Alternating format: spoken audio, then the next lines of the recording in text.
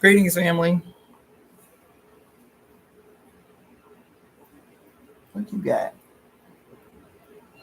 What's up, boo? This is Cassandra-Floyd, also known as the Daughter of the Fates, founder of the Temple of Evolutionary Emergence. Getting ready to do our daily live collective invocation, recitation, collective casting of the conspiracy to right all wrongs. Let's see. I'm trying to do this. Greetings, Balance, darling. How you doing? Yeah, so we're going to get ready. It's 4:10 now. My name is Cassandra-Floyd, also known as the Daughter of the Fates, founder of the Temple of Evolutionary Emergence. I know I'm coming in right at, right close to the time. So we're going to start now at 4:11 with the recitation of the conspiracy to right all wrongs. And then we're going to talk a little bit today. So let's see.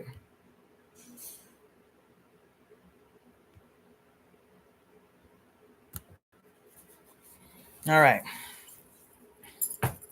We are the breaker of curses, the casters of glorious conspiracies, and the creators of the new world. I, Cassandra-Floyd, am a divine instrument of my mother's divine will. As such, I am protected and guided by the sacred blood and water of my mother's body that anointed my entry into this life. I am divine because she is divine. Mami and I are one. I call all of our mothers to this moment. I call on she who governs everything, all time, and every space in between. She with a thousand names. Today it is Oya, the Usheress of the new age. Mami and I are one. I call upon the divine ancestors and the Ashe of every mother on earth to break every curse ever cast upon the mother and her children in all timelines and every dimension. Mami and I are one. I call upon, we, the mother's divine children, conspire now today to forever bind those who have or would harm you, great mother. Mami and I are one. We conspire today to destroy everyone in every timeline and dimension that has caused suffering and despair. Mami and I are one. Today, we embody the sacred and divine power of our mothers. Today, we the tree, we the weavers, rewrite all time. We the tree, we the weavers, rewrite the book of life. We, our mother's children, call the winds of change. We conjure the primordial dark. We summon the sacred serpent deep from within the earth. We subdue the rogue sun. We control the light. We heal the harmed. We embolden the fearful. We instill courage. Today we are staging a global evolution, as is our mother's divine will. Mami and I are one. We ecstatically welcome the radical destruction of all institutions of hate and harm erected by the godheads of war. Mami and I are one. We have the power. We have the voice. We are the portals of change. We give life and sacred blood to this conspiracy. Mami and I are one. We command, come the wind, come the storm, come the lightning, capture all godheads of war and all betrayers of the mother's divine will. Bring them in their confusion and war to an end. Scatter them to oblivion, never to be resurrected. This is the time of reckoning. This is the time of reclamation and the restoration of heaven on earth under the mother's divine reign. Love unlimited is our destiny. Harmony is our destiny. Ecstasy is our destiny. Pleasure is our destiny. Freedom is our destiny. This is her divine will, and we are the divine executors of her will.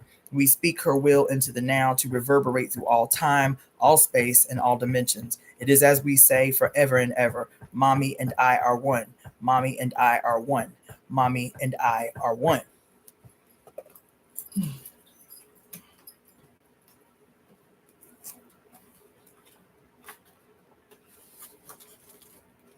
Thrice 300 years having run their course of fulfillment, Rome, by the strife her people shall perish. Rome is doomed to perish, and that indeed by the judgment of God, because it held her name in hatred, and being the enemy of righteousness, it destroyed the people who kept her truth. There shall come to thee sometime from above a heavenly stroke deserved, O haughty Rome, and thou shalt be the first to bend thy neck and be raised to the ground, and thee shall fire destructive utterly consume. Cast down upon thy pavements, and thy wealth shall perish, and wolves and foxes dwell in thy foundation. And then shalt thou be wholly desolate, as if not born. Mm, mm, mm, mm.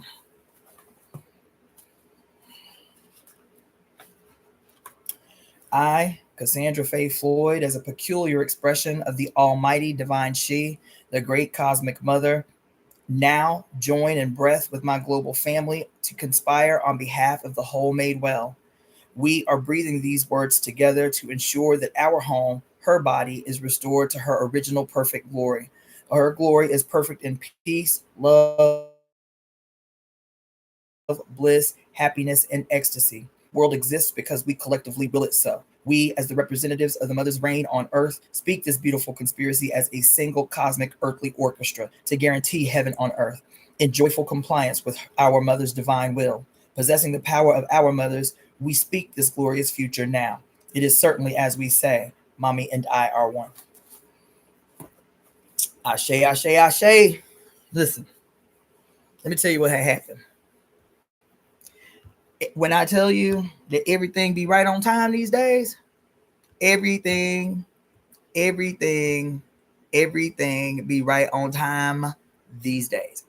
When I tell you I am beside myself in this moment, within the last hour, just trying to get ready. Greetings, Lynn Bullock. Oh my gosh. It's so good to see you up in here. Greetings. Everybody else, hey, how y'all doing? All the regulars, right? How y'all doing? I'm getting right into it because I got some shit to share with y'all. Just like yesterday, I told you literally the 3 minutes before I got on this live, something crazy happened and it ended up dominating the whole presentation yesterday, right? About what sovereignty in real time looks like, about this experience with the sister who had this amazing, spiritual experience with the mother, but in her excitement, she wanted me to express what happened to her as a line that I would put forward to the temple as a recommendation for how we should quote approach the conspiracy. And I was like, I won't do that. I will not do that. You do what you do, and then when we have the service, you put out what you put out. But that's not a position that I align with for myself or in a way that I'm teaching others. Right? That happened literally 3 minutes before I got up on the thing yesterday. Literally 3 minutes.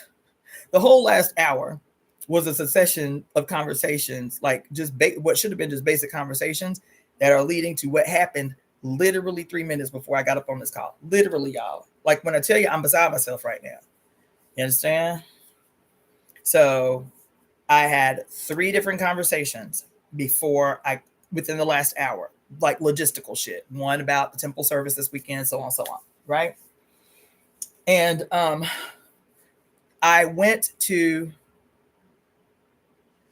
feel great.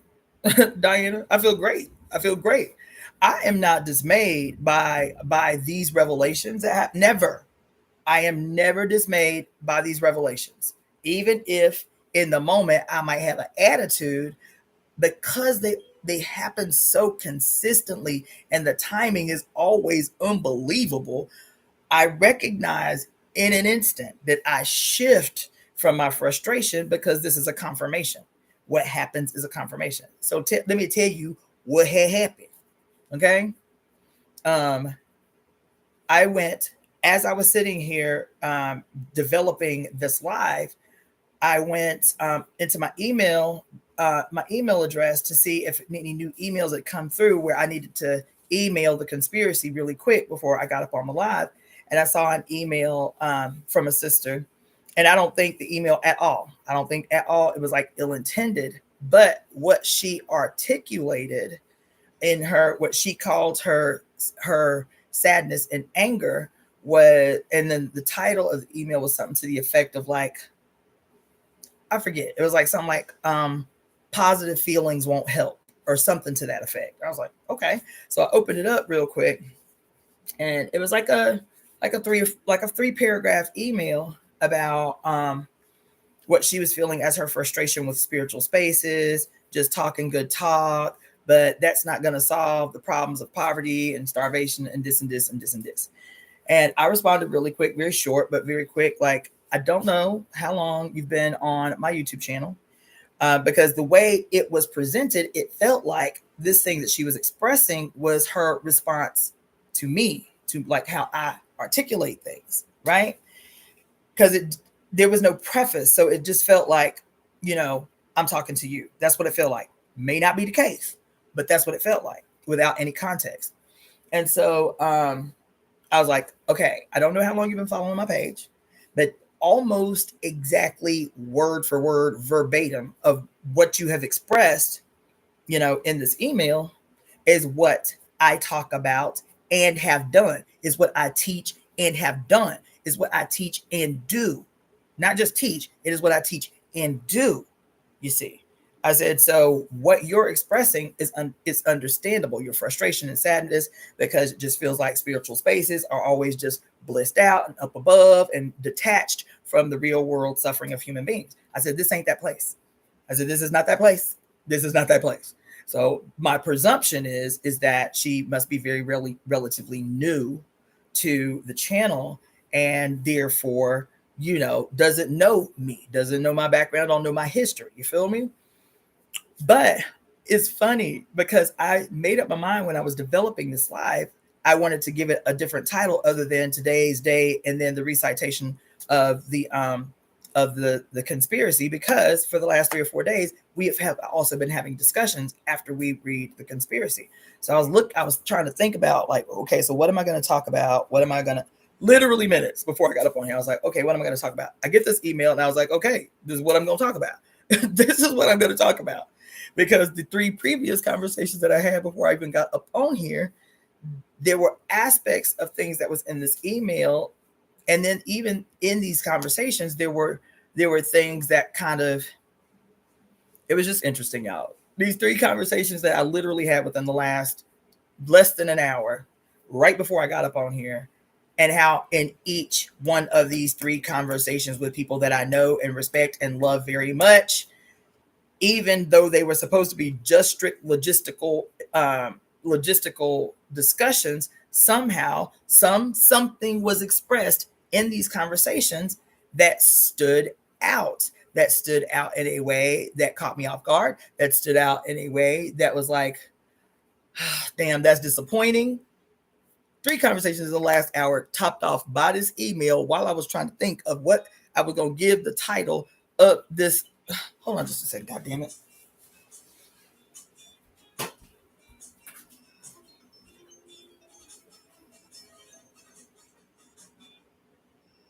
Hey, I'm on my live. What's up? Hold on just a second. Hold on. Say that again. Hi, baby. Hey, I'm on my live. What's going on? Oh, I'm so sorry. I was making. Did you talk to Paul? Yeah, I did. I'll hit you back after I get off my live. All right. Bye-bye. Sorry about that. So anyway, like I said, it was nothing major in any one of these conversations. It was nothing major. It was nothing like, outlandish or striking or anything like that. But as a matter of fact, they were exactly the opposite. Very subtle. But I see and hear everything. And even in the subtlety, what's the likelihood, you know what I'm saying, that in 3 different conversations, there'll be these moments where you're like, damn, that's disappointing. You feel me? And so, and then topped off with this, thank you, GJP, for your donation, my dear. And then topped off with this email that I literally read and responded to in the 3 minutes before I was supposed to go live. And the only thing that I could presume is that this person that emailed me in her frustration has just not been following very long, so she doesn't have a frame of reference. That's me giving her the benefit of the doubt, but also recognizing that if it was someone I had just started following, I don't know that the email that I was sent, I would send to someone else without a frame of reference. You know what I'm saying? So anyway, let me turn on my IG. I wasn't going to use it, but I think I am. So anyway, those things happened, and the email was finally what consolidated for me. I'm still going to read to you today because I said I was going to do that. But I wanted to talk to you guys for a minute first because that email, after 3 literally back-to-back phone calls, really kind of consolidated. All right, this has to be the idea because three times in an hour, it must be the thing to discuss today. Okay. Again, I actually 4 conversations. I didn't even think about that first one. 4 conversations in the last hour. But the reason I feel like it's important is, one, it's paying attention to a vibe and an energy that must be important enough to give me pause and talk about it. Okay. And then the other thing again is, even though I can recognize these ever so subtle moments that may, cause me to be like, damn, you know what I'm saying? Or like be a little bit disappointed, or like, you know what I'm saying? Even then, it's not like, because somebody asked how I'm feeling, I'm in a great mood, actually. I'm overwhelmed. I say that shit every day, it feels like, and I don't like saying that shit every day, but I got so much shit to do. You feel me? And it feels like that's the energy all the time. And I don't like feeling like that. But even in spite of feeling like that, I feel great. I feel great today. It rained. It is still raining. I mean, it's drizzling. That's rain in LA. It rained for the first time, and I cannot even recall how long. So I got every window open, every door open.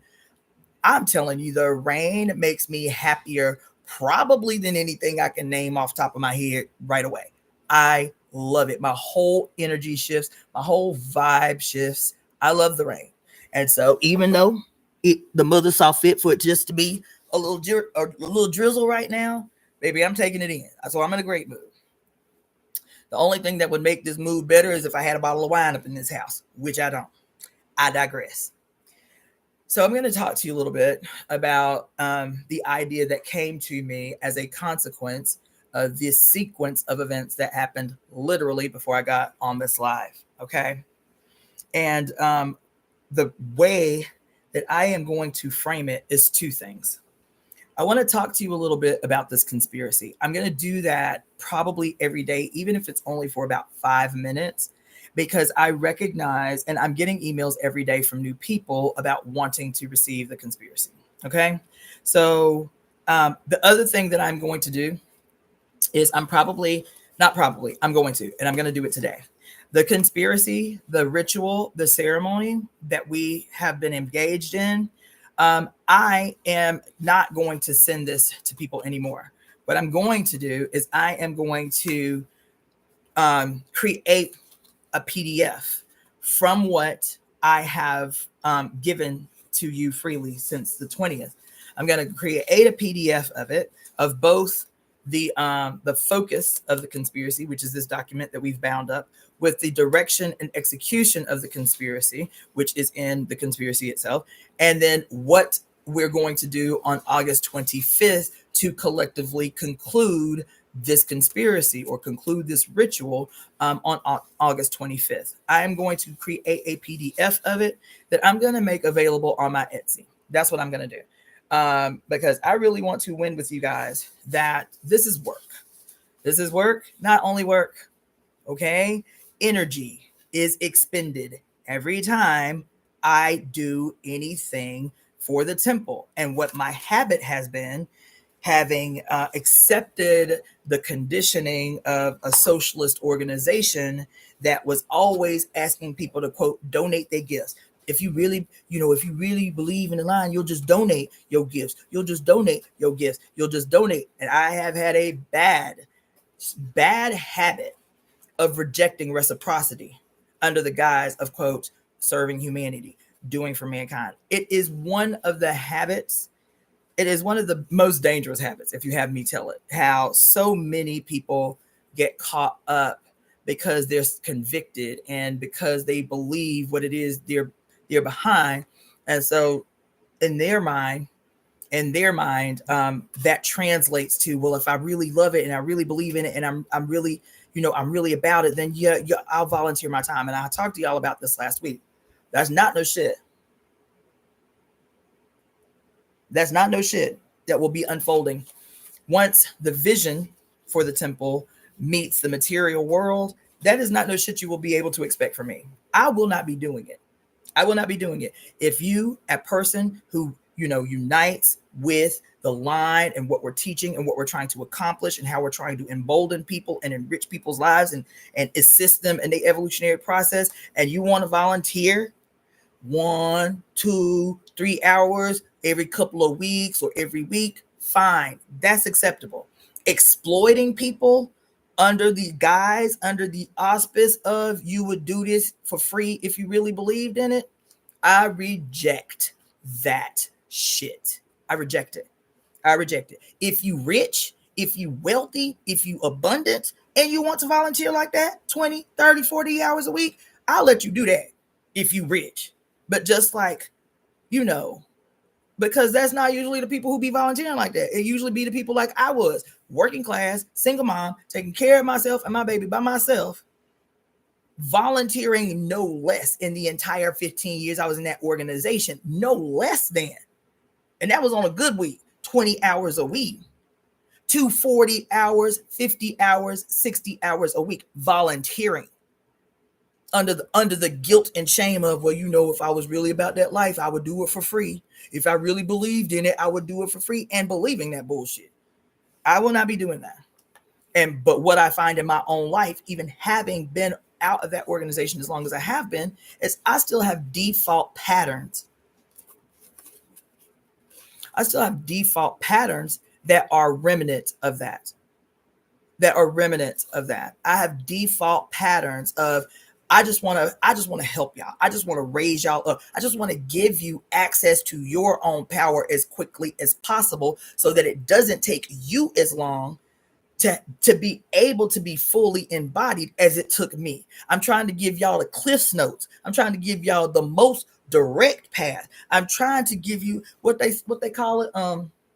They always talking about how, in order to have an enriched experience, you feel me? Who was it? What was it? Walt Whitman that wrote the poem about, the importance of taking the road less traveled.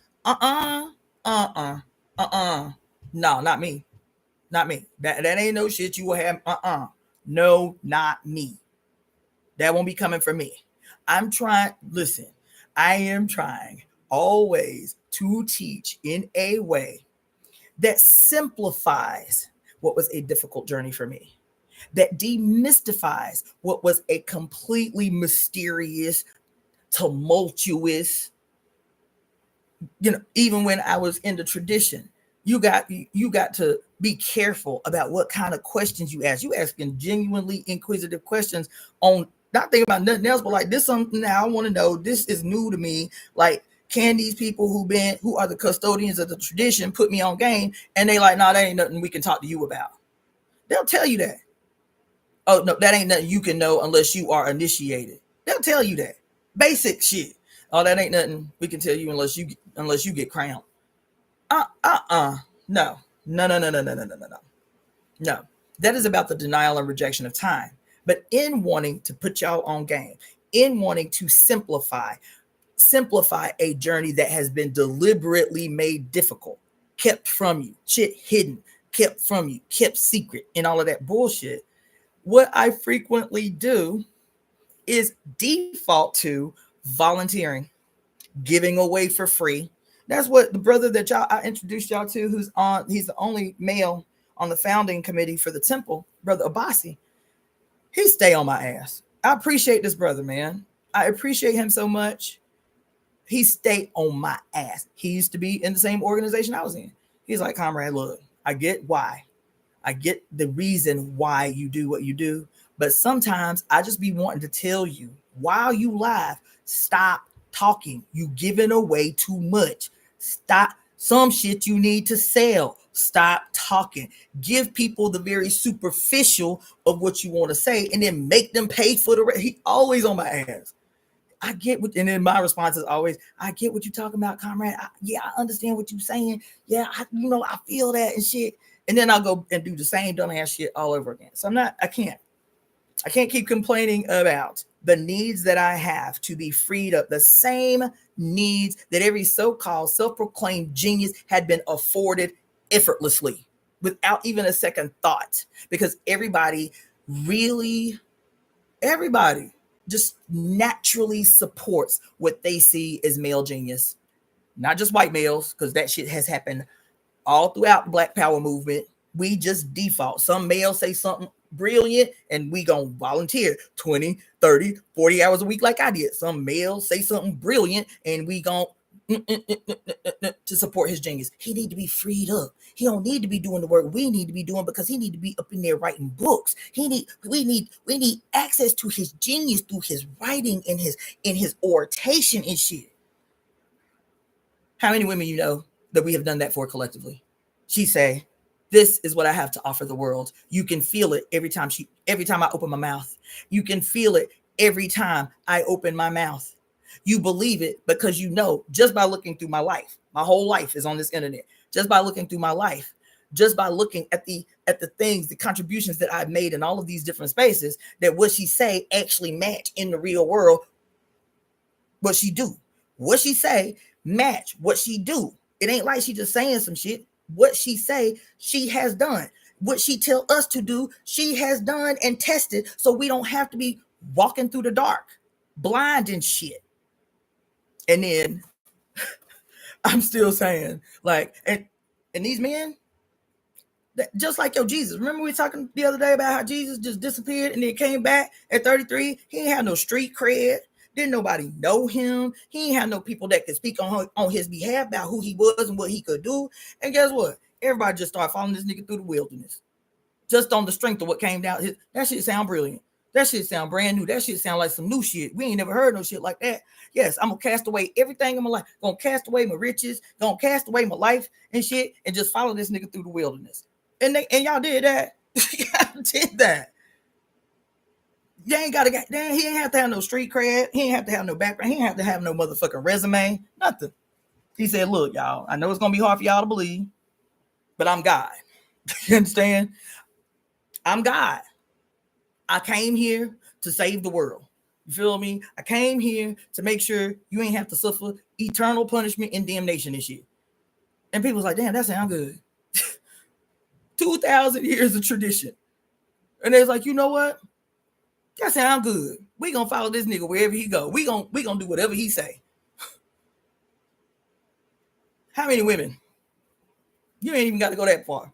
How many women in the last 100 years that we knew were brilliant and gave that kind of support to, gave that kind of energy to, recognized in the moment that this is somebody who needs to be freed up because her peculiarly necessary expression in this body as the mother incarnate is going to help set this shit off. It's going to help bring me up a level. It's going to raise me up a level. And then I'll be able to do the same thing with the women, men, children, and people around me. And then they'll be able to do that. You understand? So I'm not going to be making these declarations no more. I'm not going to do it. I know what is different, not better than, what is different about what it is I have to communicate, what it is I have to offer. I know I don't have to get no feedback from nobody to know who I am and what my purpose is in this peculiar incarnation. You understand? Because I can guarantee you right this moment, Black spiritualists, Black nationalists, Mexican nationalists, Black Mexican spiritualists, indigenous people of the Western Hemisphere, your Christian religions, your Arab religions, your whatever, there is not a place, not that I've seen, and I might be wrong. And I told you, I'm always open to be wrong. I am open to receive a communication from someone that says, oh, so there is, another organization or group of people or whatever who believe exactly what you believe and teach exactly what you teach. What do I teach? That I'm certain don't exist. Because there ain't no spiritual tradition. There is not one spiritual tradition that I have come into contact with yet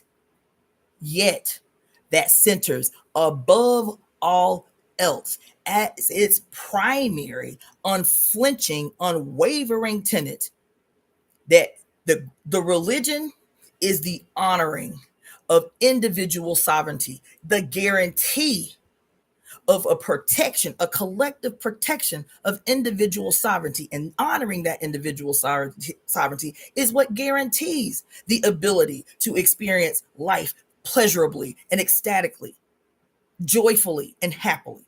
The honoring of each individual sovereignty, guaranteeing safety through honoring sovereignty from the first breath to the last. That's what this is. And even more central than that is the fact that the singular unifier on earth, at least right now, the singular unifier on the whole planet for every single human being on the planet, and then other uterus bearing creatures, is the fact that the one thing we all undeniably, unflinchingly have in common is that we all have a uterus to thank. Even if we don't like the person the uterus is attached to, we all have a uterus to thank for our existence. That nothing that we have been able to do in this life could be without that uterus that connected us from heaven to earth. Nowhere. Your genius is because you came through a uterus, a very specific one. Your genius, your artistic genius, your quote natural skills, your quote natural gift, you have a uterus to thank for that. You have a uterus to thank for that. You have a uterus to thank for. This is what binds us all.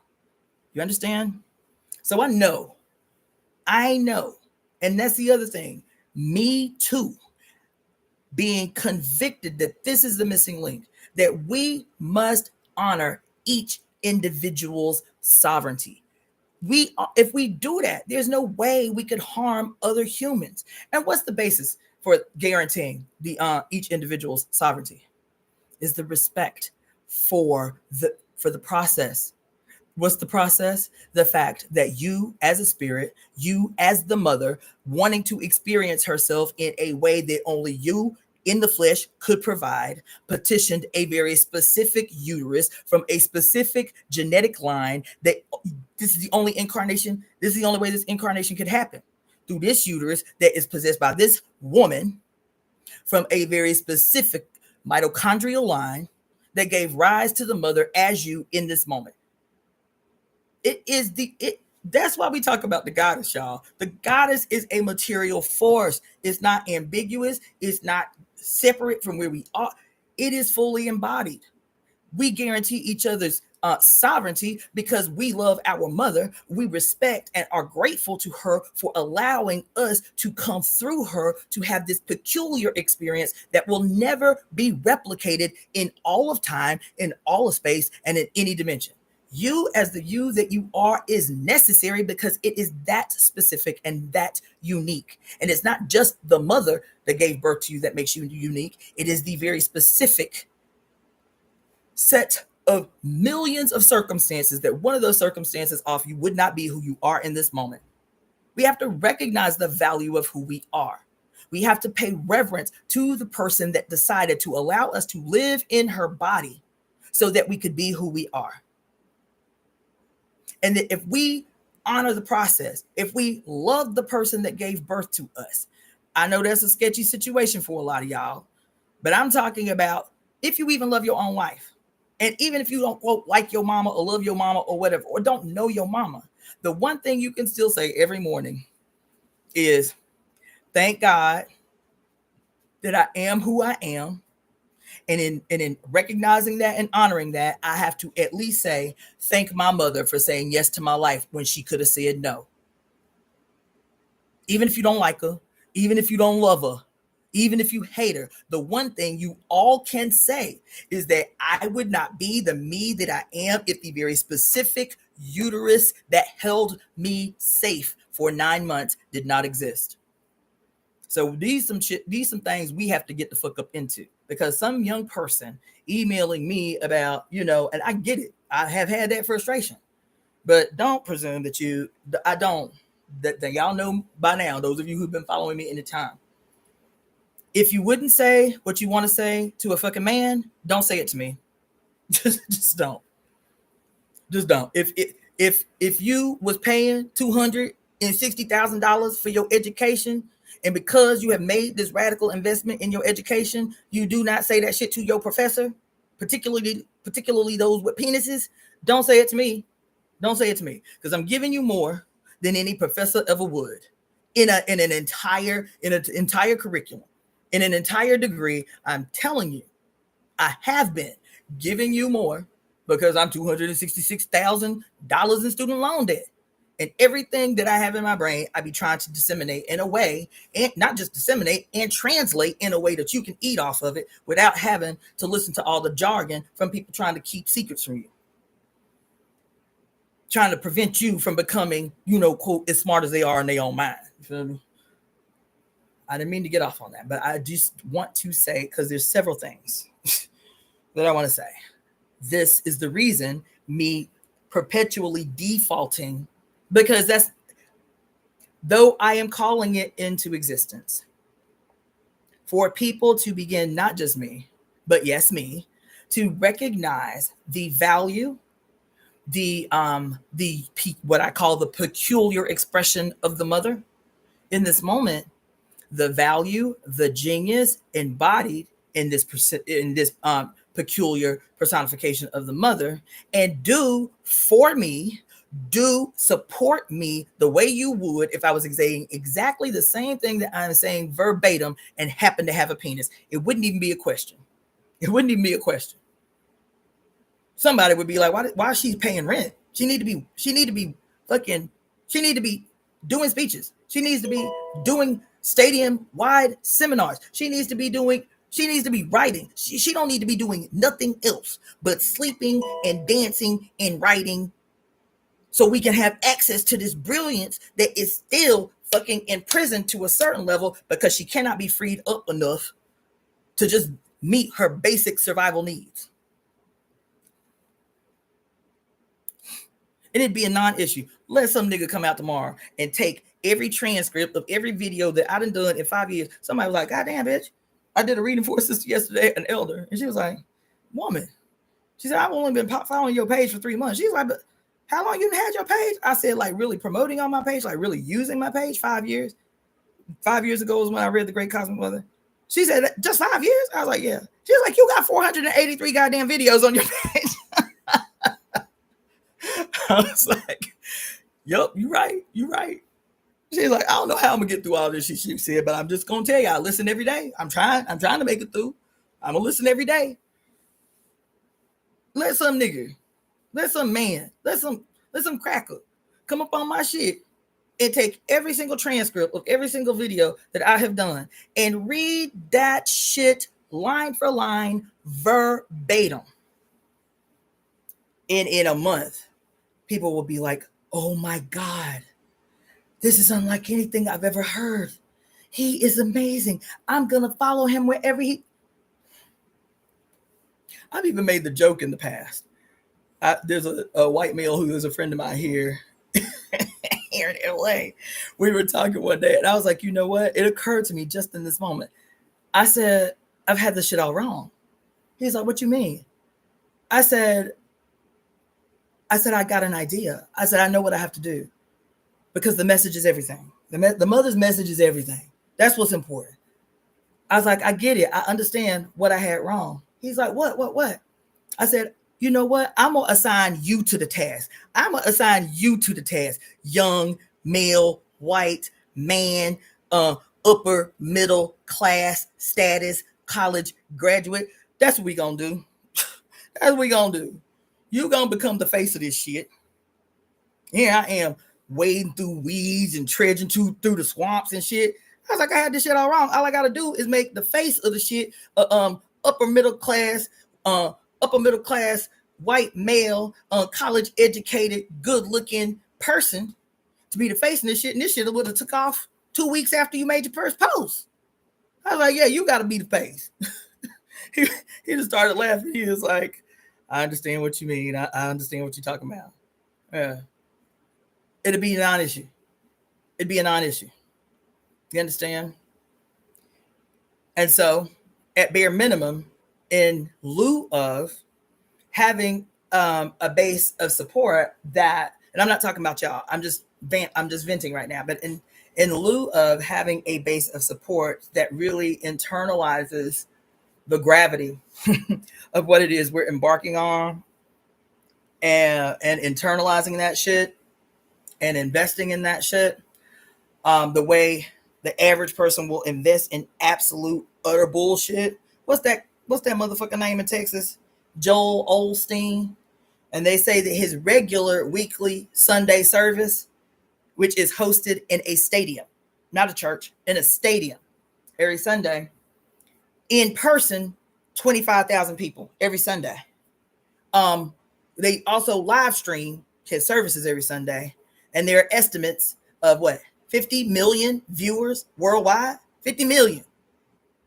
And I have listened once or twice to Joel Osteen, because he big in the South, he big in Alabama. It's not uncommon to just hear his shit playing somewhere, and not a single word of brilliance has emanated from his fucking auditory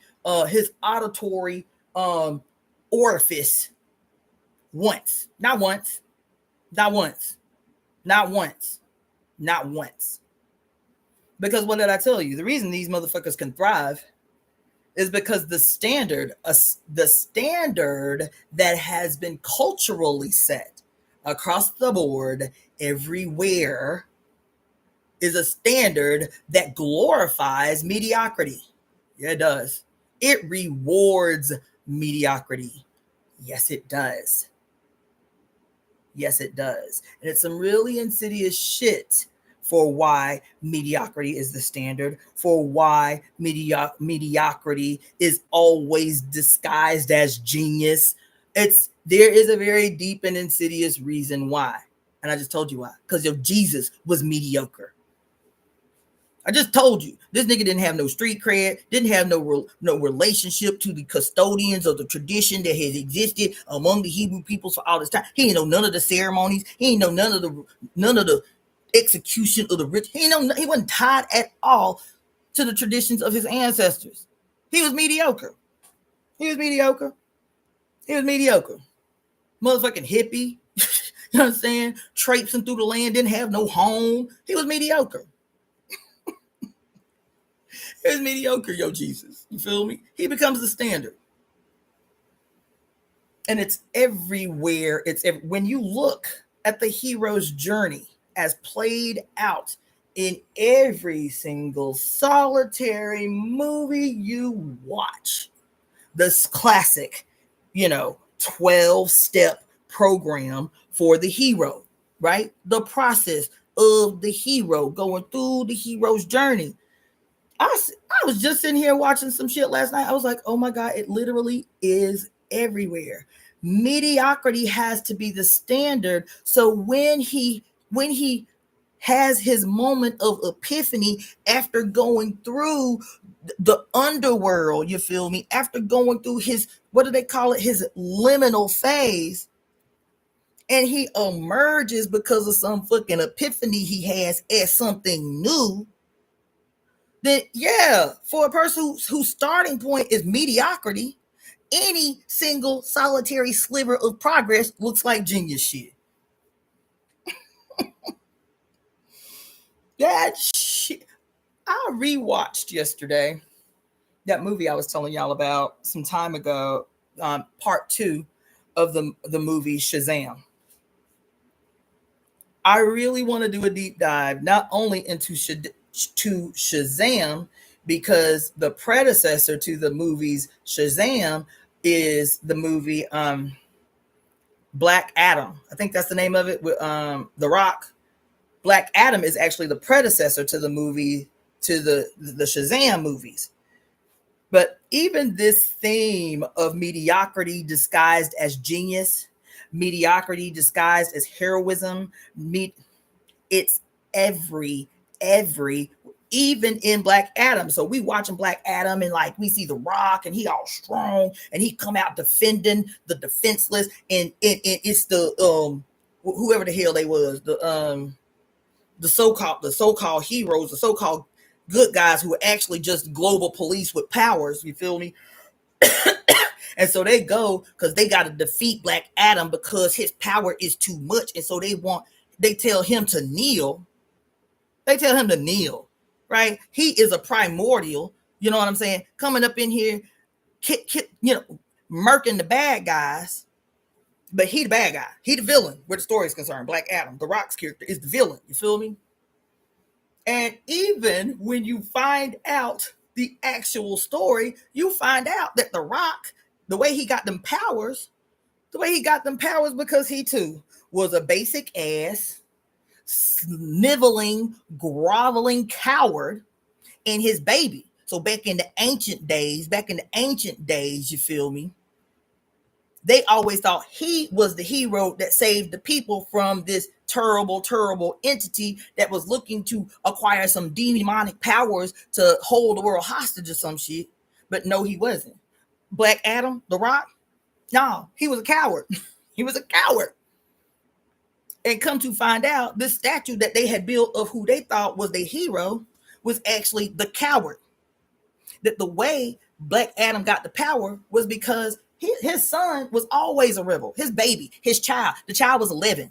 The baby was 11, working in these slave mines and shit, and always planting seeds among the men and women that was slaving in the goddamn mines to harvest this crystal that the tyrant was trying to, find. And so even as he's doing this work, he's always sowing seeds of discontent. He's always sowing seeds like, we got to fight this shit. Why y'all? I get it. We got to work and everything. But, we can still be sabotaging this shit. We can still be, we can be doing some things. You know what I'm saying? And so The Rock's character, who was his father, pulled him aside because what happened was his grandfather found one of these crystals and was supposed to be rewarded for finding the crystals.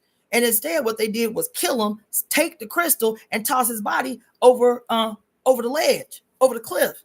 And so the child was like, no, now we out here slaving with believing what you said, that if one of us find one of these crystals, that we would be rewarded handsomely. And this will give us some ease in this shit. And now you're just going to kill my grandfather right in front of me and toss him like he was nothing off the cliff. So he started rallying. He started going through the cliff, creating chaos. We got to fight this shit. You see what they just did? They ain't about to pay you no money. They ain't about to give you nothing. We might as well rebel. And his father, The Rock, yanks his ass aside. I was like, stop doing that. Stop saying that. Stop talking so loud. This is our life. This is what it is. Just fall the fucking line. That's what he told his baby, who had enough courage to fight this monstrous bitch. Fall the fucking line. Stop talking. Stop putting their sights on us. And so the child, as a hero, went before something happened, and he ends up acquiring this quote magical gift, right? He acquires the gift, and something happens to The Rock and his wife, and they end up attacked in their home by the police. The police come and get them, and the child comes to rescue his people now. His mother is already dead. His father has been mortally wounded, but still alive. And so to save his father's life, y'all, to save The Rock's life, the baby who has the power, who's now beat the bad guy. He already beat the bad guy. And so now people are living in peace. The child done beat the bad guy because he got this power from the divine. And in order to save his father from some renegades that came up in there that was still loyal to the bad guy, his father was mortally wounded. In order to save his life, he had to transfer his divine power to his father to save his life. As soon as he transferred the power to his father, he was struck in the heart by an arrow and died instantly. So everybody think the Pops was the great hero that rose up and defeated the bad guy, and it was the baby. The Rock taking the credit. The Rock taking the credit, coward that he was. The Rock being seen as the hero, coward that he was, basic, mediocre ass bastard that he was. The reason he was trying to save the people in the future was because he had this guilt, this blood guilt, this 3,000-year-old blood guilt from watching his baby die as soon as he transferred the life-saving power to him. The child was willing to sacrifice himself to save his father, his cowardly father. And so when he rose back up 3,000 years later, he was like, okay, I gotta work for the good. I gotta save the people. I gotta work for the people. Because and he was moving in that energy straight based off blood guilt. He was feeling some kind of way that everybody thought he was the hero when it was his son, which he finally admitted. Every movie, baby, every movie, everywhere, every hero you ever met. Shazam is the worst of it. Black Adam was, to me, a good movie. There were so many scenes in it that pissed me off because I see the unhindered, wicked ass shit they're trying to communicate. But overall, it was a good movie. Shazam, especially the second one, I rewatched yesterday. And there was so much more that stood out about it than what I expressed to you guys before. I'm going to have to do a deep dive on Shazam because that shit is wicked. It's not just messed up. It's not just like, what you call it? Like some sleight of hand, sinister shit. It's tantamount to what I would call evil. It's really, it's sinister. It's so sinister, y'all. It's so bad. It's so wicked what they are perpetually communicating in this movie. Like the absolute murder, not just murder, the perpetual violence against the mother. These three women, supposedly the daughters. I'm not even gonna go into this shit. I'm passionate about it because I just saw it yesterday. But that ain't why I'm on here. How I got on the mediocrity thing is about because the other thing about mediocrity and why it's so pervasive everywhere, and my frustration, there's a frustration that I'm not the only one that experiences. I told you, as brilliant as I am in my lane, I can literally right now in 4 seconds name 10 Black women who are just as, if not more brilliant than myself in their lane, easily. So brilliance in the Black community has never been our issue. Never. We can go through just the last 100 years. What we call Black excellence is not Black excellence. It's Black genius. It's the pure personification embodied in Black people that is always genius, that's always expressing itself in every space, in every art, in every science, and all spirit. What y'all reduce to, what y'all trying to make some cute little cultural thing, Black excellence, Black, no. You have to call it what it is. It is, no matter how vicious social systems are against us, no matter how much the goddamn narrative tries to convince us of our inferiority, everywhere you go, every space you in, from the poorest of the poor to the wealthiest of the wealthiest, if they Black, they are inherently genius. And when their genius is not being expressed, it is because of the outward forces of violence and degradation and, and what you call that shit, conditioning and suppression and aggression and trying to maintain some type of safety. So you can't really let people know how smart you are because it'll make you open to be aggressive. All of this shit. That's the only reason Black people, any Black person's genius is not expressed, is because of fear, terror, ongoing, villainy towards us. How we, the most oppressed, except for Native American people up in this bitch, and globally, we are seen as public enemy number one to America, to the sanctity of America, the great opposers to American values. How that work? That's why a system, a whole ideology, a whole structure, a whole history of white supremacy and Black inferiority, and white supremacy being what? The expression in real time through policy, the arts, and all the things. All white supremacy is synonymous with is the upholding and creation and validating of a culture of mediocrity. That's it. That's all it is. That's all it is. That's all it is.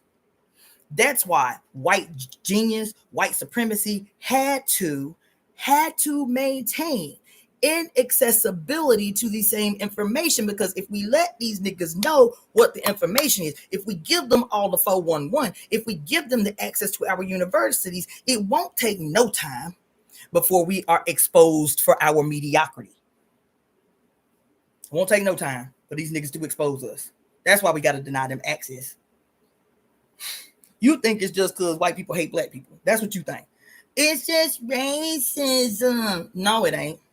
It's fear of exposure. Every aggression, every hostility, every denial of, every secret society, every mythology is a listen, it's a desperate, deep, internalized, desperate attempt to not be exposed, child.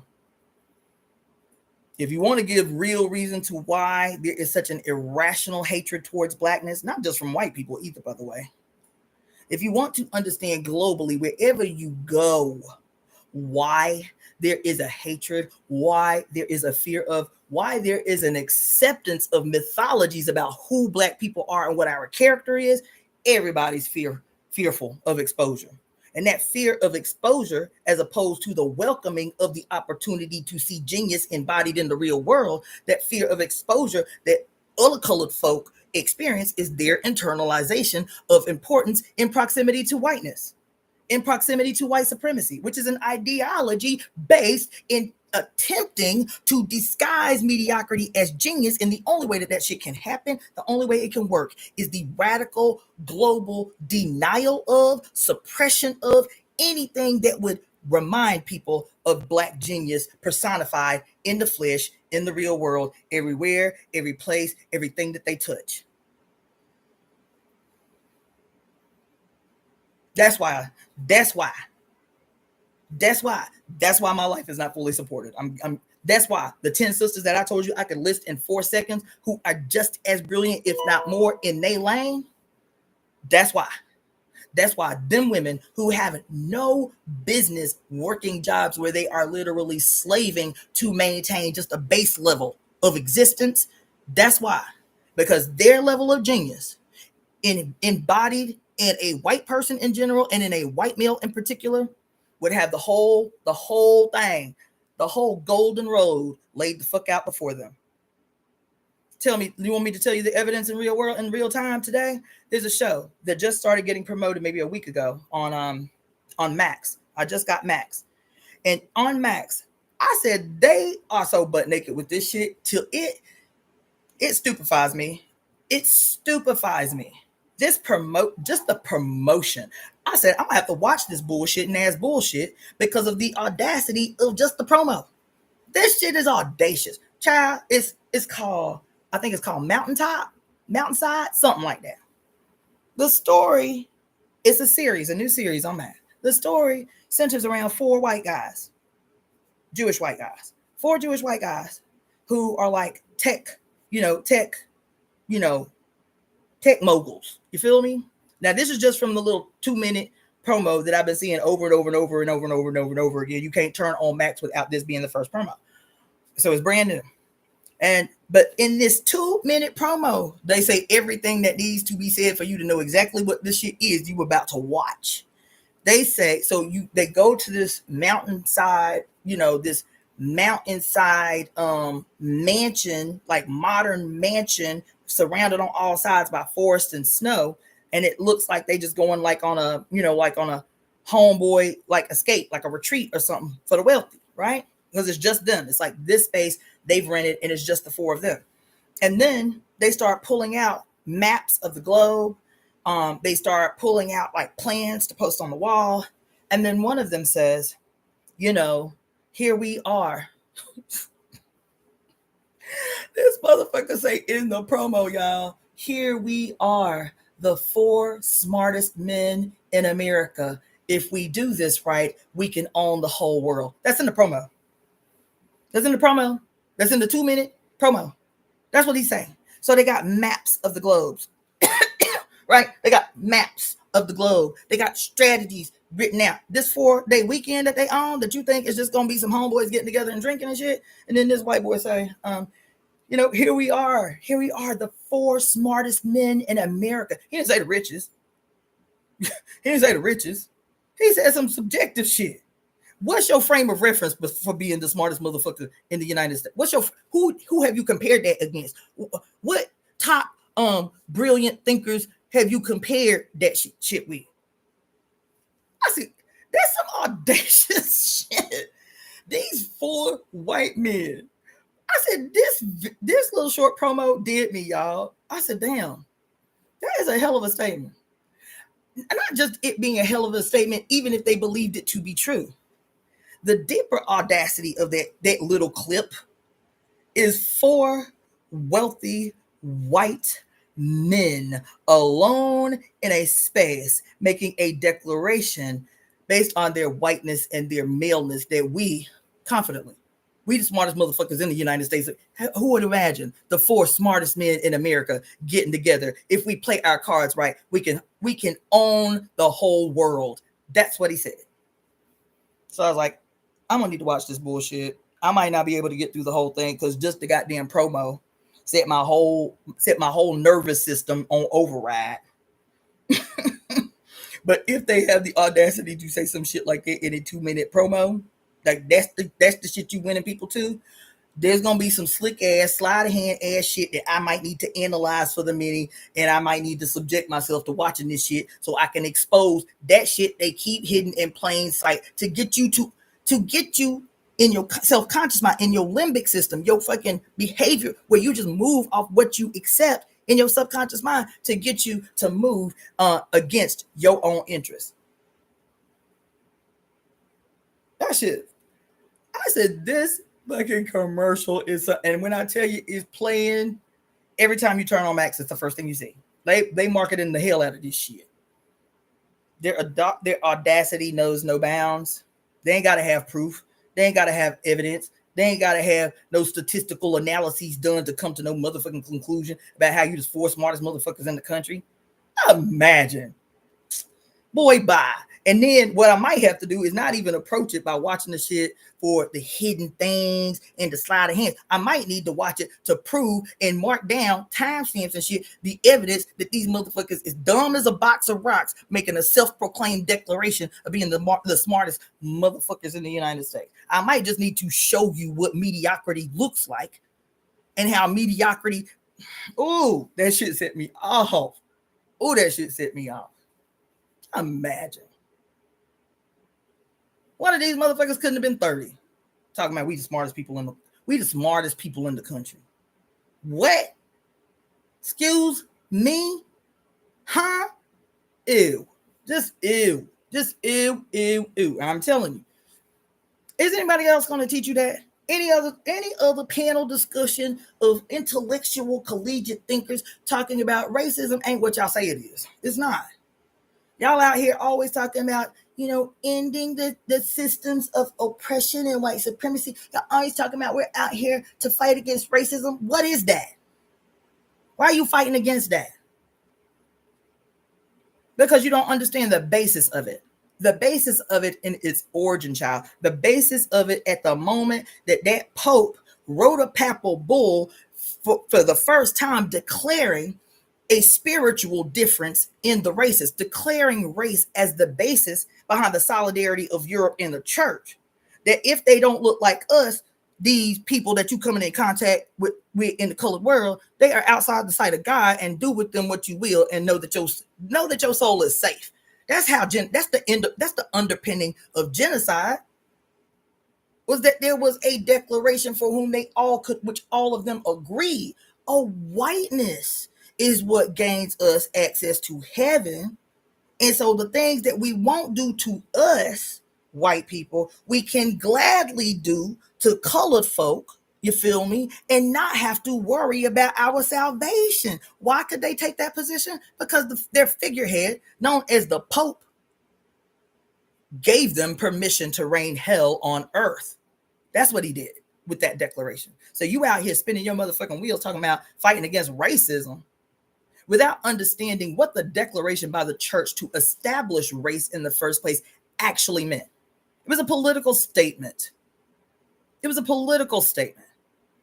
It was not only a political statement, it was a state, it was a religiously, spiritually ordained state weapon. That's what race was, a spiritually, religiously ordained state weapon. That's why y'all can talk about there's 2 Americas and then still act clueless. That's why y'all can be talking about why the police be doing what they do to black people and to Mexican people and to Native people, because you still are confused about the origin of what is expressed as racism. Child, it is all a violent, perpetual attempt. A ritualistically violent attempt to never be exposed. That's why even in the early stages of the Christian church, or the Catholic church, there was a moment they was like, oh, no, we can't let niggas be popes no more. We can't let niggas be popes no more. Not only can we not let niggas be popes no more, we have to paint their faces white on the stone walls where they were drawn. We have to paint all the black ass angels white all over the stone walls. Anywhere blackness showed up as evidentiary, not in spirituality, in history. Not in spirituality, not in religious ideology, in history, the evidence that this person black was a pope. This person black was a pope. This person black was an angel, or whatever. This person female and black was deified. But no, we have to make sure the only way that we can remain supreme in the minds of the many is to disappear from history. Any edifice, any structure, any building, any book that would hint to the gravity of black genius, so our mediocrity is not exposed. That's why, as doctors, we are still made to take the Hippocratic oath upon our graduation, even though Hippocrates himself says, "I'm a child of Imhotep." We don't make an oath to Imhotep, his teacher, his master, he who from which he learned. No, we don't do that. We take the Hippocratic oath. You feel what I'm saying? Why? An attempt to maintain the illusion of supremacy while establishing a cultural tradition of glorifying mediocrity. Of glorifying mediocrity.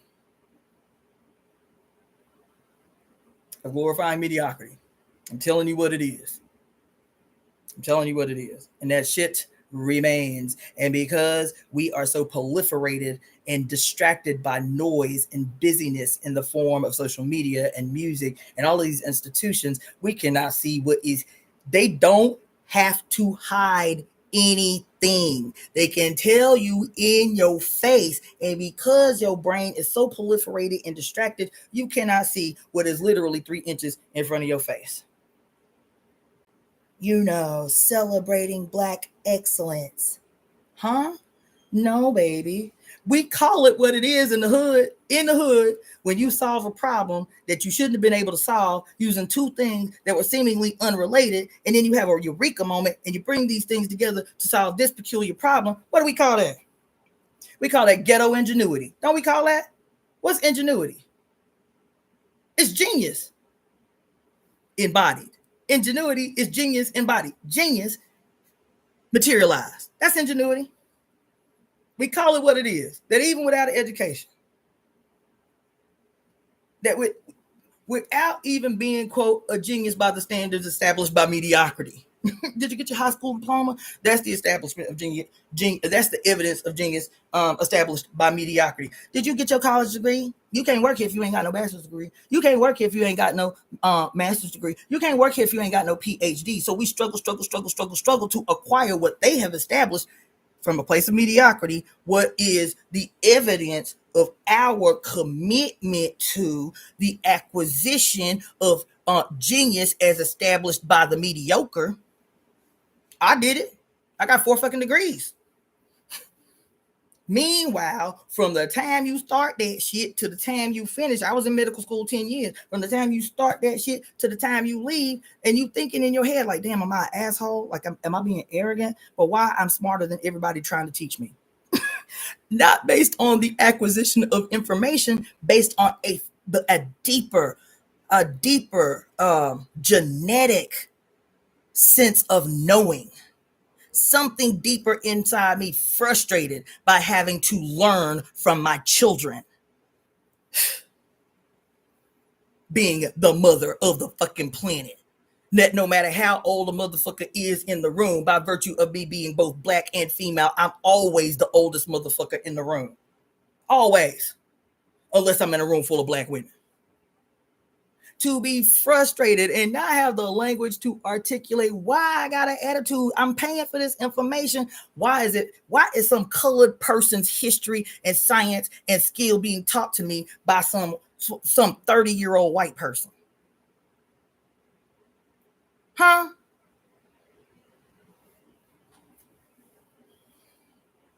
Something deeper in me saying, listen, sit up in this class and listen to this white person talk and take back everything stolen from your ass. Tell them everything you got in your head, bitch, that's mine. That's mine. Give up my shit. That's why I sat in that classroom for fucking 10 years. That's why I went through these institutions for 10 years. Everything you motherfuckers got, even to the shit that is in your skull, you stole from someone else. Your acquisition of the information came at someone else's expense. Their inability to, their prevention from, their cutting off from that which was inherently theirs. That's why we mad. That's why we mad. Whether we can articulate it or not, that's why we mad. It's because we are always, child, we are, even if you black and got an 8th grade education, child, you quit school in the 8th grade, you'll go into a space, right? Listening to somebody who got all the degrees, you know what I'm saying, who speaks perfect diction. And oh my God, if that diction happens to be British, there's a next level of just, we just concede that with a British accent, they are even more smart than their degrees allude. And even with the eighth grade education, and even with them deliberately trying to talk above your head with these pontifications of big words strung together to again attempt to keep you away from what you know in your spirit, in your body, is inherently yours. You feel me? And you don't understand why you mad. You don't understand why you frustrated. You don't understand because you are looking at the face of your children culturally, historically, trying to talk down to you, trying to keep hidden in plain sight that which belongs to you. That not only which belongs to you, but in the earlier stages, you shared freely with them. Then they take what you teach them and then flip the table over, turn the okie doke, and through brute force and violence, make you forget what you taught them, and now they become the goddamn personification of all things excellent, all things brilliant, all things nobody ever challenged. I'm trying to give y'all a goddamn word. Wasn't the word I was intended to give you, but it's the word. It's the word. It's the word. And that started out by me saying, that started out an hour ago by me saying that from now on, those of you who, which I encourage, those of you who are interested in participating in the reading that we do every day at 11 p.m. Universal Standard Time called The Conspiracy to Right All Wrongs, that we will be reading every day until August 25th when we conclude this ritual that we have been conducting since May 20th, the 1700th anniversary of the First Council of Nicaea. That when you email me at evoemetemp@gmail.com, that's the temple's email address, evoemetemp@gmail.com. I will be sending you from now on a link to my Etsy store where I will upload the details, the directions, and the execution of, and the historical basis for why we're doing this conspiracy. Will be available for purchase on my Etsy store. It just has to be that way. And y'all have to be okay with that. Y'all have to support that declaration. Y'all have to support that declaration. That's why the discussion about how we don't have no problem historically, collectively, even black folks have no problem supporting blindly and unquestioningly mediocrity disguised as genius. I am a product of it.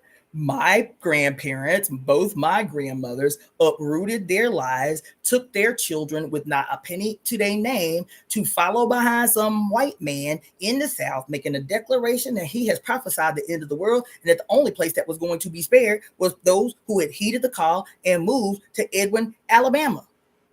That white man deliberately targeted the desperation of Black rural people, rural workers, poor working class people. And just like with Jim Jones, who had a predominantly Black ass congregation who followed his ass all the way to goddamn Guyana to live in the motherfucking jungles, this has been a history of us default yielding, unquestioning, undying loyalty and support to mediocrity presented as genius, presented as providence. We've all done it. I was born of it. I was born of it. You understand me? And even my entry into this cult, my birth entry into this cult, was not the end of that. Because I had to learn all the ways. That's how I make peace with my life and my life experience. I had to learn all the ways this wicked ass shit presents itself. So I jumped both feet first at the age of 24 into a Black power, Black nationalist, cadre style formation, veteran organization founded in the early 70s, right off the tail end of the successful campaign of the counterinsurgency. Jumped both feet first into that organization and did the same exact thing my parents and my grandparents did, following behind the white guy under the fear of Jesus was about to return, and they had to make sure that they was in the right longitudinal and latitudinal proximity to be scooped the fuck up in the sky behind the white guy. And then I went, because of a peculiar experience that I had to have to be able to identify in any space and any articulation when that shit was showing its ugly head, jump both feet first into a revolutionary organization that had the same fucking impact. Then the moment recognizing, accepting that this is what it is, that there's no future here for me, having to leave, jump both feet first into the opposite extreme in terms of the practice of Ifa, a devotee for 15 years, hardcore devotee of Ifa for 15 years. The reason I say Ifa is because I love Ifa. I loved the African People's Socialist Party. These were decisions that I'd made based on where I was in my life at that time, and they were necessary experiences for me to be able to talk to you the way that I am now. They were necessary. They were necessary. But what else was necessary was the wading through what I talked about earlier, how we are always told that the only way to salvation is, quote, to travel the road less traveled. We got to be cutting down the trees, you feel me? We got to be wading through the weeds with a goddamn machete and shit, and we can't just take the easy road, because to take the easy road means, you can't persevere. Once the path is set, bitch, all the paths are supposed to be easy. It's supposed to make it easier for those that are following behind you. You, the goddamn trendsetter, you the trailblazer. So you go through the hard shit, so everybody behind you ain't got to repeat the motherfucking process. So that's what I did. And when I went into Ifa and became a devotee of Ifa, a hardcore adherent, even when my spirit was rebelling against shit, I heard my spirit was like, this some bullshit. What's the basis behind this bullshit? No, you can't ask no questions. It's just what it is. You feel me? You grew up in the church. You don't know nothing. You feel me? You can't ask no questions. Why am I bowing to people in this shit? Why am I do-ba-laying to every motherfucking man with a certain presentation of a lake? Why am I getting my ass on the motherfucking ground? But I was like, you know what? This ain't my shit. This ain't my culture. I won't access the narrative. The mythology feels right. The mythology feels right in my flesh. It's triggering something that feels familiar. So I'm gonna just keep my mouth shut, follow the line, obey every penis possessing person. You feel me? Do the shit, execute the shit just how they say. I ain't gonna ask no questions, because every time you ask a question, a bitch uncomfortable, like you plotting and scheming to overthrow them or some shit. You feel me? And I did that. I was a very adherent devotee in Ifa. I was. I took every criticism of myself and my character with ease. With ease. I did. I was very compliant. You understand? I completely, unquestioningly submitted to the will of those who had been named the custodians of our tradition. And I had to go through that tradition exactly that way to be able to communicate to you what will not happen in the space that we call the Temple of Evolutionary Emergence. I learned those lessons so your ass don't have to. I went through that bullshit and ass bullshit so you don't have to. I'm never going to ask you to do no shit that was the source of my discomfort, that was the source of my frustration, that I knew in my flesh, even in the moment, was wrong. Knew it. The mother was always present. Like, you notice some bullshit, take a mental note. I get it. You're going to have to go through this trick the way you do. You're going to have to be an adherent. You're going to have to submit to the line, but take a mental note, bitch. Don't forget this. Don't forget this shit right here in this moment that has literally put you at odds with yourself. Don't forget how it felt in your flesh. Don't forget how it made you feel in your spirit. Do not forget how it made you feel in your heart, like you had instantly betrayed yourself, like you had instantly betrayed your true nature. I learned this shit. I went through this shit because, one, in ceremony, I said to spirit, the first time I ever did ayahuasca, I was like, look, I knew since I was a child, I knew since I was 8 years old, I was here to change the world. I knew it so clearly. I knew it. So not only did I know it, people in the church, people in my family used to say, this girl is going to be a preacher. Listen to how she is talking at 10 years old. This girl is going to be a preacher. So it wasn't just that I knew. It wasn't just that I knew. That everybody around me was like, this girl's going to be a preacher. When there were that was unacceptable in the church I grew up in. There wasn't no female preachers, no female ministers. But my daddy, all these patriarchs around me was like, yo, this girl is going to be a fucking preacher. I always knew it. And so when I went into the ceremony with ayahuasca the first time, I was like, look, I always knew I had a peculiar role in the changing of the world. My role was very specific to me and my life. I said, and though I still believe that, and though I still feel it, I need it to be clear. This is the question that I asked Spirit when I went into a goddamn 8-hour ceremony with ayahuasca. I said, help me remember why I chose this life. That was the exact question. Help me to remember. Help me to see exactly why I chose this life. Because this shit is hard as fuck. That's what my frustration was. Why this shit so hard? If I chose my life, if I chose my destiny, and I'm certain of it now, as certain of it now as I was when I was 8 years old, like, help me see why I chose this shit, because this shit is hard. This shit is hard as fuck. I want ease for a motherfucking change. I was going off in ceremony. This walk with goddamn ayahuasca. I was like, can this shit be easy now? Goddamn it. Like, I done did all the struggling a motherfucker need to do. Now, can this shit be easy? Make me see why I chose this life. Make me remember why I chose this life before I chose my mama. So I can make this shit easy for a change. This don't make no goddamn sense. This don't make no motherfucking sense. And baby, me and that motherfucker went for a long ass walk, me and ayahuasca. We went for a long ass 8-hour walk where she had my ass bent the fuck over. Where she handed me my motherfucking ass.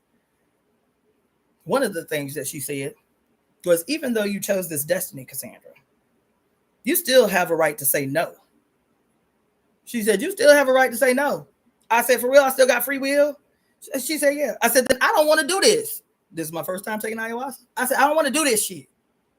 I don't want to do this shit. I changed my mind, goddammit. I said, I changed my motherfucking mind. God damn it. I ain't trying to be a motherfucking martyr out here. I ain't trying to be a motherfucking hero. Motherfuckers wear on their goddamn t-shirts and shit and make posters of. This some bullshit.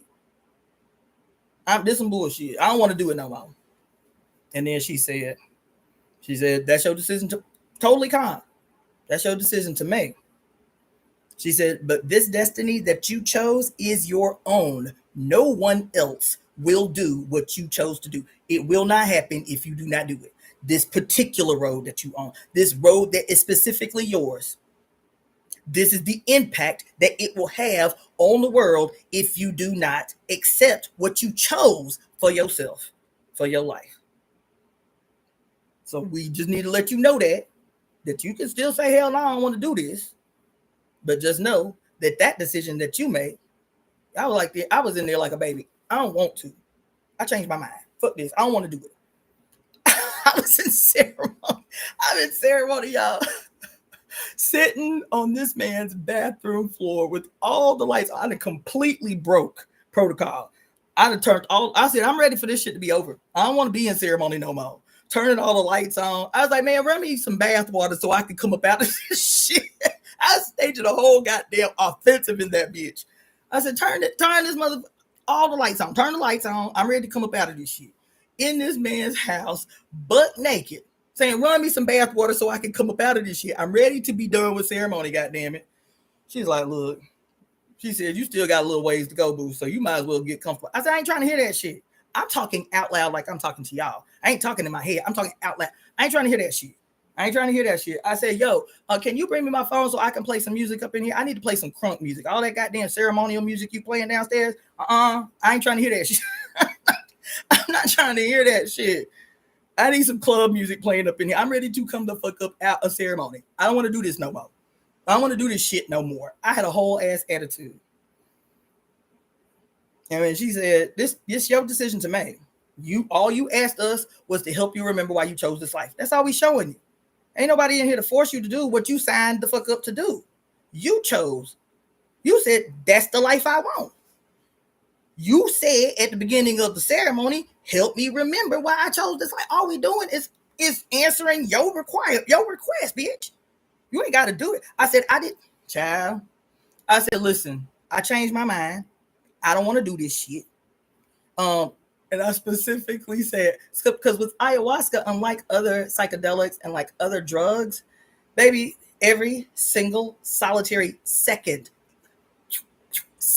of that 8 hours I was in ceremony with ayahuasca, I remember every second, every word, every feeling, every single time I threw up, everything. I was so crystal clear. And I said, I don't want to do this shit.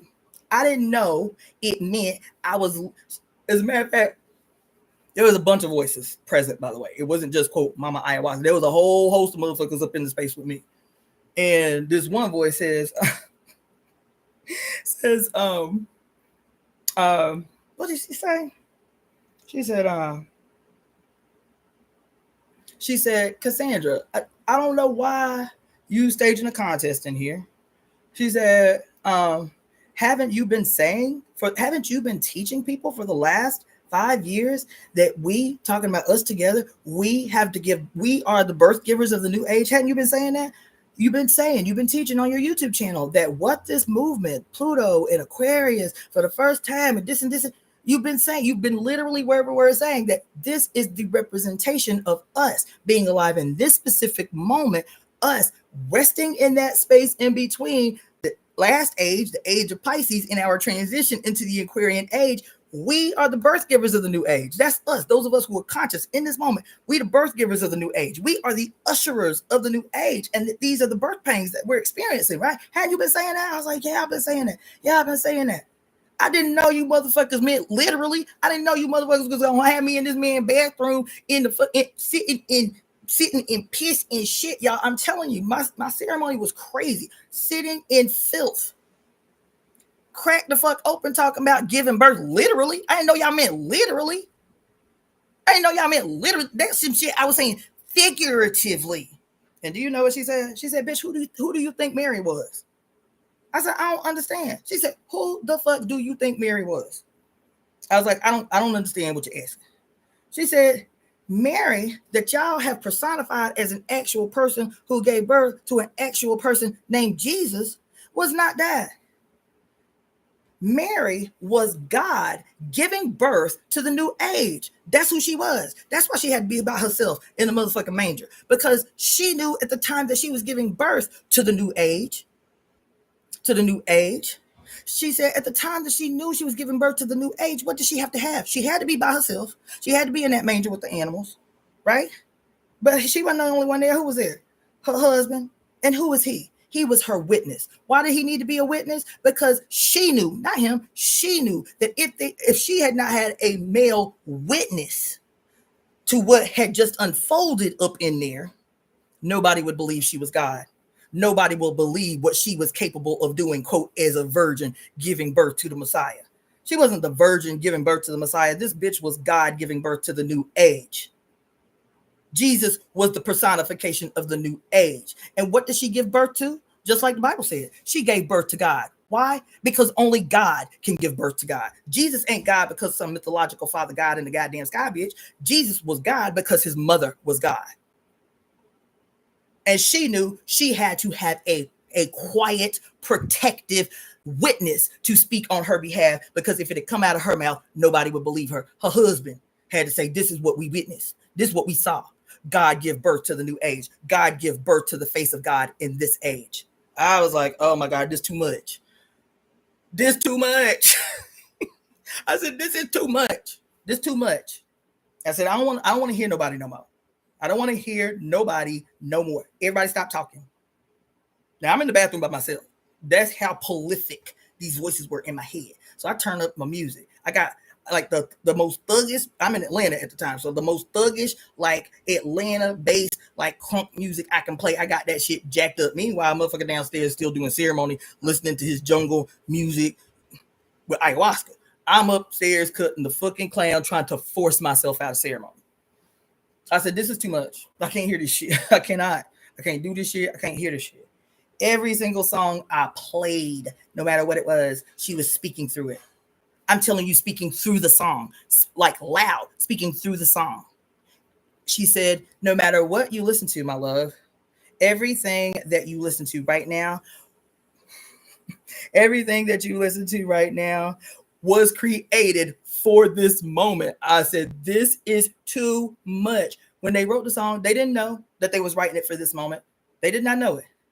This moment, because there is no escaping you. There is no escaping what you chose. You still have a right to say no, but this is what you wanted to see. And so everything that happens for these next 3 hours happened exactly how it was supposed to. You understand? That shit was so deep, so deep. And I was not having it. I was like, we been up in this bitch for 5 hours. I done thought I was about to get abducted by aliens. I'm out in this nigga front yard in the middle of Atlanta with no clothes on, convinced that the sky was about to open up and take me right where I was. I was convinced of it. I was like, this level of breakthrough can't nobody survive this shit, yo. This is too much on my fucking skull. It's too much in my head, y'all. I can't. And I said, I don't want to do this no more. I said, as a matter of fact, I done told you, I'ma need boundless, endless support to execute what it is you say I chose. I'ma need to be supported in that. I said, as a matter of fact, since it ain't already here, get Beyonce to do it. I said that shit, y'all. I said, get Beyonce to do it. She is a daughter of Oshun. She initiated. She already got the fame. She already got the limitless wealth. Get her to do it. Get her to do the shit. She probably set the shit off faster than I would, just because she got all these followers and shit. She said, but that's not the destiny she chose. Even if she has the capacity, she cannot do what you are here to do. All the money in the world ain't gonna make it so. That's what she said. That's what she said. That's what she said. That shit. So when people ask me, should I do ayahuasca? I don't give them the pretty make-believe version, especially that come from white people. White people be telling a version of they trip through ayahuasca based on their material lived experience, y'all. Damn, man. People do not really believe the depth of the spirits that live in these medicines. Of course, you're going to hear a room full of white people talk about butterflies and fractals and seeing their grandmas and all that kind of bullshit. These little pleasant, beautiful, breakthroughs they have in ayahuasca, because their whole lived experience is comfortable and it's safe and it's protected, and they don't have to worry about their safety in space. They don't have to be chronically looking over their shoulder. They believe that they are supposed to be here and that they are supposed to run and rule everything. And so they don't have the gravity of deep daily struggle to exist that we have. So their experience with plant medicine is going to be different. It's going to sound different. And so every time you turn around, somebody want to research, some colored person want to research doing ayahuasca. So they go and watch a few YouTube videos about people and their experience with ayahuasca. And all you see predominantly is white people talking about, it was so magical. It changed my life for forever. And it was so beautiful. And I'm like, why they lying? Every time I see one of these goddamn videos, I'm like, why they lying? That ain't what the fuck happened. Why they lying? Why they telling these people this bullshit? Why they lying? They lying. I ain't never had that experience doing ayahuasca. I did ayahuasca 5 times. I said, why they lying? I'm going into ayahuasca looking for the experience. I heard all these white people talk about this shit was beautiful and magical and the this and the this and the this. I said, they lying. They lying. Them motherfuckers lying. They lying. Even when I took the exact same medicine from the exact same shaman, from the exact same jug of medicine, and when we sum it up after we all came out the ceremony and everybody's like laughing and hugging each other, like it was just a victorious moment of breakthrough and epiphany. I'm like, did he give me more than he gave everybody else? Like, why that wasn't my experience? Everybody's playing songs during the ceremony and just high-fiving each other. I'm like, what the fuck? Fuck. Oh my God. The throwing up is not the worst. It's not even the bad part of the ceremony. It's not. And that was my concern the first time I did it. I was like, damn, I'm gonna throw up. And all I could think about was like the worst hangover I had ever had in my life, and how the throw up didn't make me feel better. It just made me sink deeper into what was going to be the most hellacious hangover ever in life. That's not the feeling. As a matter of fact, the first time I threw up, it was like, I cannot describe actually. It was like when I threw up instantly, as soon as I was done purging, it was like instant epiphany. As a matter of fact, as soon as I was still hugging the bucket, and as soon as I finished throwing up, I was like, oh my God. It was like an instant fucking clarity I never experienced. Instant removal of every cobweb, every blockage. It was like my whole life was laid before me.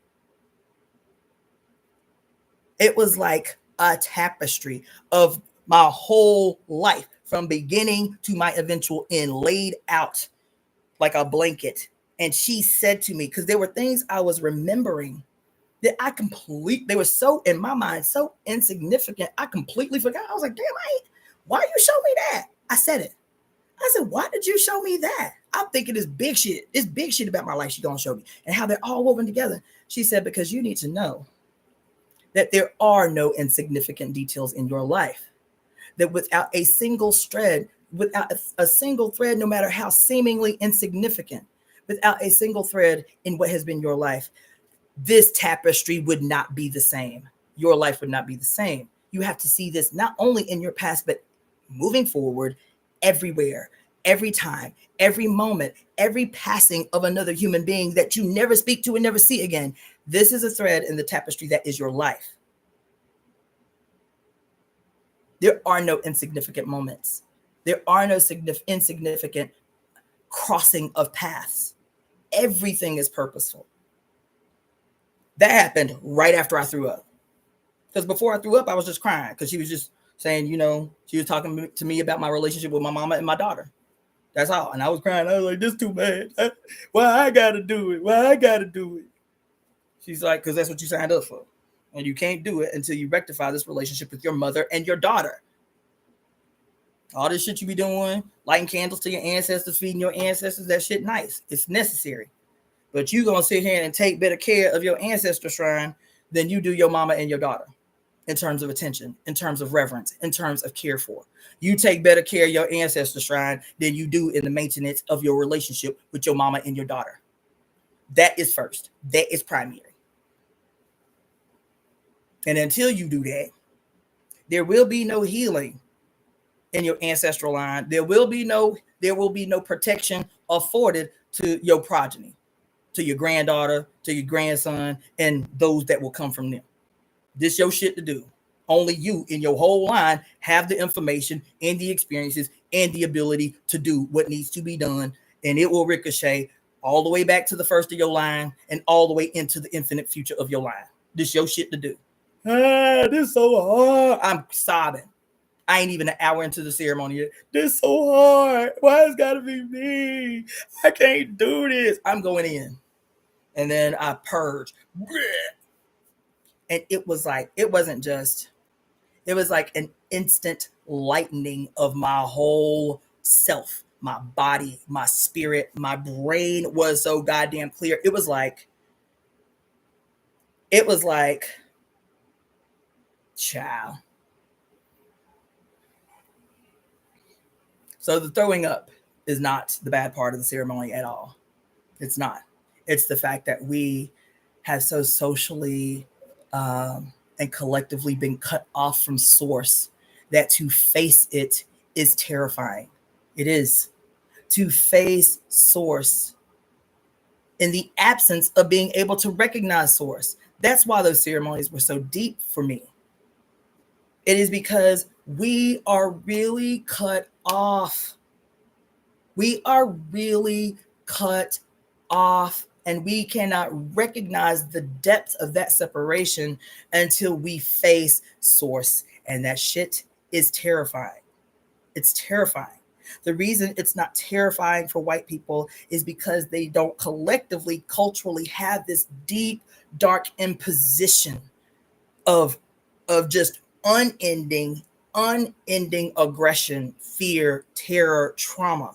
That shit functions in a way to keep us away from source and keep us fueling something else. And so and then our religions play a huge role in that. The more devout a Christian you are, the more devout a Muslim you are, the more devout a practitioner of Judaism you are, the further away from source you are. I'm telling you. And so to face source, especially as a woman who has had the most denial, the most separation, the most imposition, the most removal, who do not trust our instincts through being taught not to trust our instincts, taught not to trust our flesh, taught not to trust our desires, taught of our inherent wickedness, taught fully embodied the guilt and the shame of it is us uterus possessing humans that were responsible for the damnation of human beings for forever and ever and ever. It is our fault. That's why we hate our period. That's why we hate our bodies. That's why we hate our uterus. That's why we feel guilty the first time we have sex, and even more guilty if we actually enjoy it. We have been cut off, and our flesh, in being cut off from the source, is always trying to reel us back, She does that through symptoms. But what do? We default in our symptoms that are the evidence of our body working on our behalf. Our flesh is always working on our behalf. Our flesh is always trying to save our fucking life. Always, in every way, spiritually, emotionally, psychologically, and physically. Symptoms that you think are bad guys, symptoms are a sigh. Symptoms are a scream of the flesh trying to save your fucking life, y'all. Always. That's what this flesh is designed to do. Scientifically, your flesh is designed to preserve and protect your life. That's it. That's what it's here for. To be able to discern through its experiences of its environment, scientifically, hormonally, chemically, biologically, is this safe for me? Is this pleasurable for me? Or does this represent a threat to my life, a threat to my existence? But we have been taught not to trust our flesh, how to misinterpret the signs of self-defense. You understand? And so,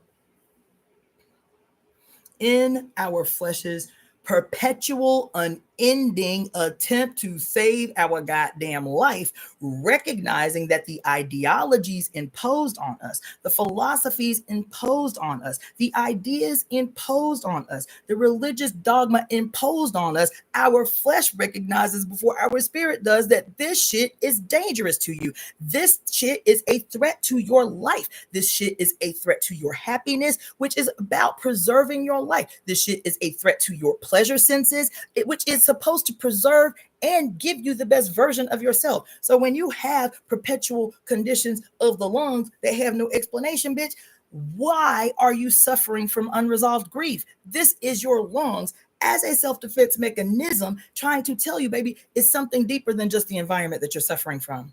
And we're going to continue to cause chaos in your life until you address the source of what's wrong with us, your lungs, that are meant to preserve your life. That not only are meant to preserve your life, the lungs, but your lungs are the primary organ responsible for how you experience pleasure in your flesh. Your lungs are responsible for that. And they say, bitch, we just want you to be happy. We just want you to be happy in your body, the lungs, the spirit of the lungs, we want you to be happy in your body. So we teach you through your pleasure senses connected to us. What's a pleasure senses connected to the lungs that help teach us the difference between pleasurable experiences and harmful experiences? It's your skin, because your skin is directly connected energetically, at least through Chinese medicine, to your lungs. Your skins give you an indication. We send the lungs, your skin out to survey the terrain, to make a difference biochemically to what is pleasurable and what is representing a threat to your existence. And you cannot live a long, healthy, bountiful life if you are chronically holding on to unresolved grief, unexpressed grief. That's your lungs talking to you.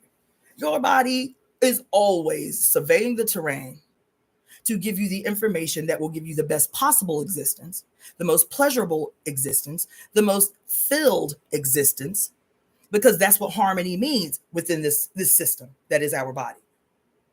And so when it is receiving this constant bombardment of information that teaches you not to trust your flesh, that slavery is your birthright because you held some so-called Hebrew people, aka Hyksos, hostage to build pyramids for some hundreds of years, you internalize the justness and the rightness of harms against your flesh. And meanwhile, your flesh is like, we reject that shit. So we need to create some symptoms. We need to create some symptoms to shake the shit out of what's happening in your skull, so that we can do the job of protecting you. Every fucking sickness you have, every disease that exists, every cancer you've ever known is a desperate attempt of your perfectly formed self-defense mechanism to tell you something is wrong and what you're doing is not solving it. That is the defense mechanism's way to shake the fuck out of you. And so you can do all the things and get all the surgeries and still in your flesh and in your spirit and in your heart feel that something is not right. And instead of obeying your flesh, yielding to your flesh, which has no other interest and no other purpose than to preserve your life, not just to preserve your life, to preserve the most ecstatic, to preserve the most beneficial, to preserve the most healthy, to preserve the most happy expression of your flesh as God, your flesh as God, your flesh as the personification, as the peculiar, necessary, perfect personification of your mother, of God herself, the great one, looking to always have these experiences through her children, through her offspring. That's why we say, Mommy and I are one. She is me and I am she. No matter what my personification is, it doesn't matter how I was born. It doesn't matter what gender I was born. It does not matter. I am she and she is me. I am the very peculiar, necessary, perfect expression of the mother's will made a material force.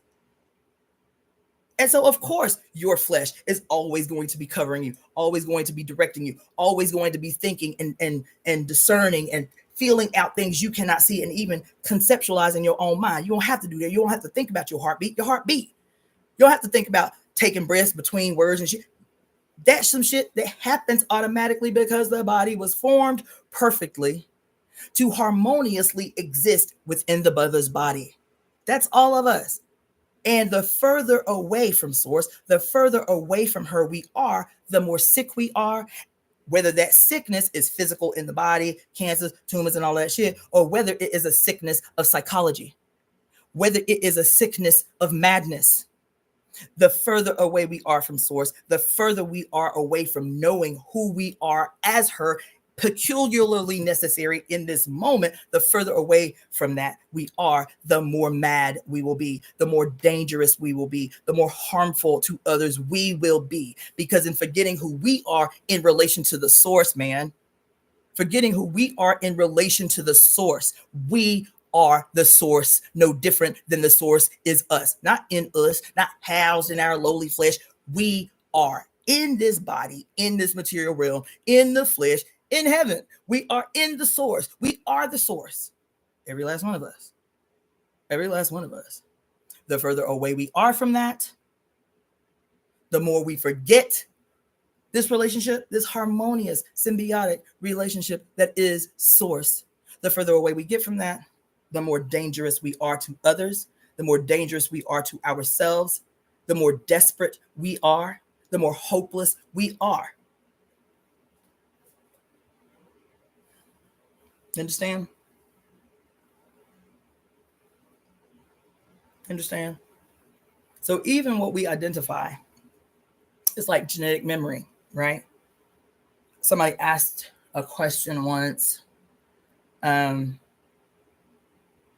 if we had an ancestor in our line that was like a serial killer, and we're talking now scientifically about like genetic memory and how certain mutations that happen on our chromosomes, on our DNA, on our chromosomes, right? These mutations based on moments of fear experienced by an ancestor or moments of aggression experienced by an ancestor. I thank you all for your donations. I am not ignoring you. I'm just trying not to fuck up the stream, fuck up the flow. Okay. But thank you all for your donations. I see you all. Thank you so much for the super chats. Damn.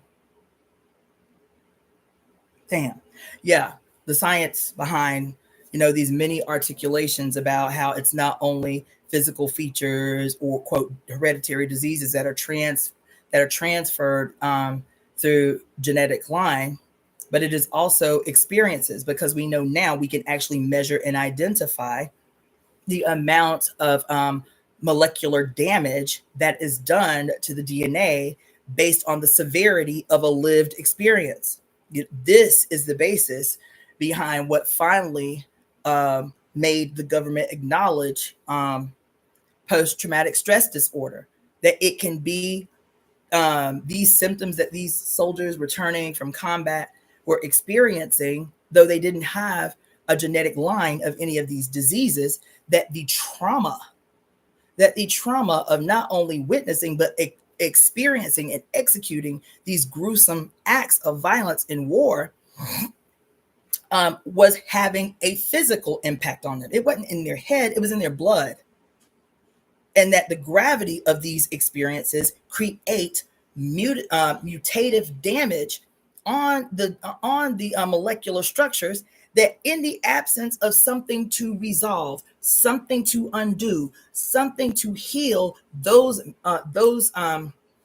damage, that mutative damage, that cellular damage on the DNA, that becomes a part of the genetic lottery that is available to be distributed in your progeny, in your offspring. And so scientists are saying, they have many expressions for it. One of the ways that they talk about it is like the ghost in the gene.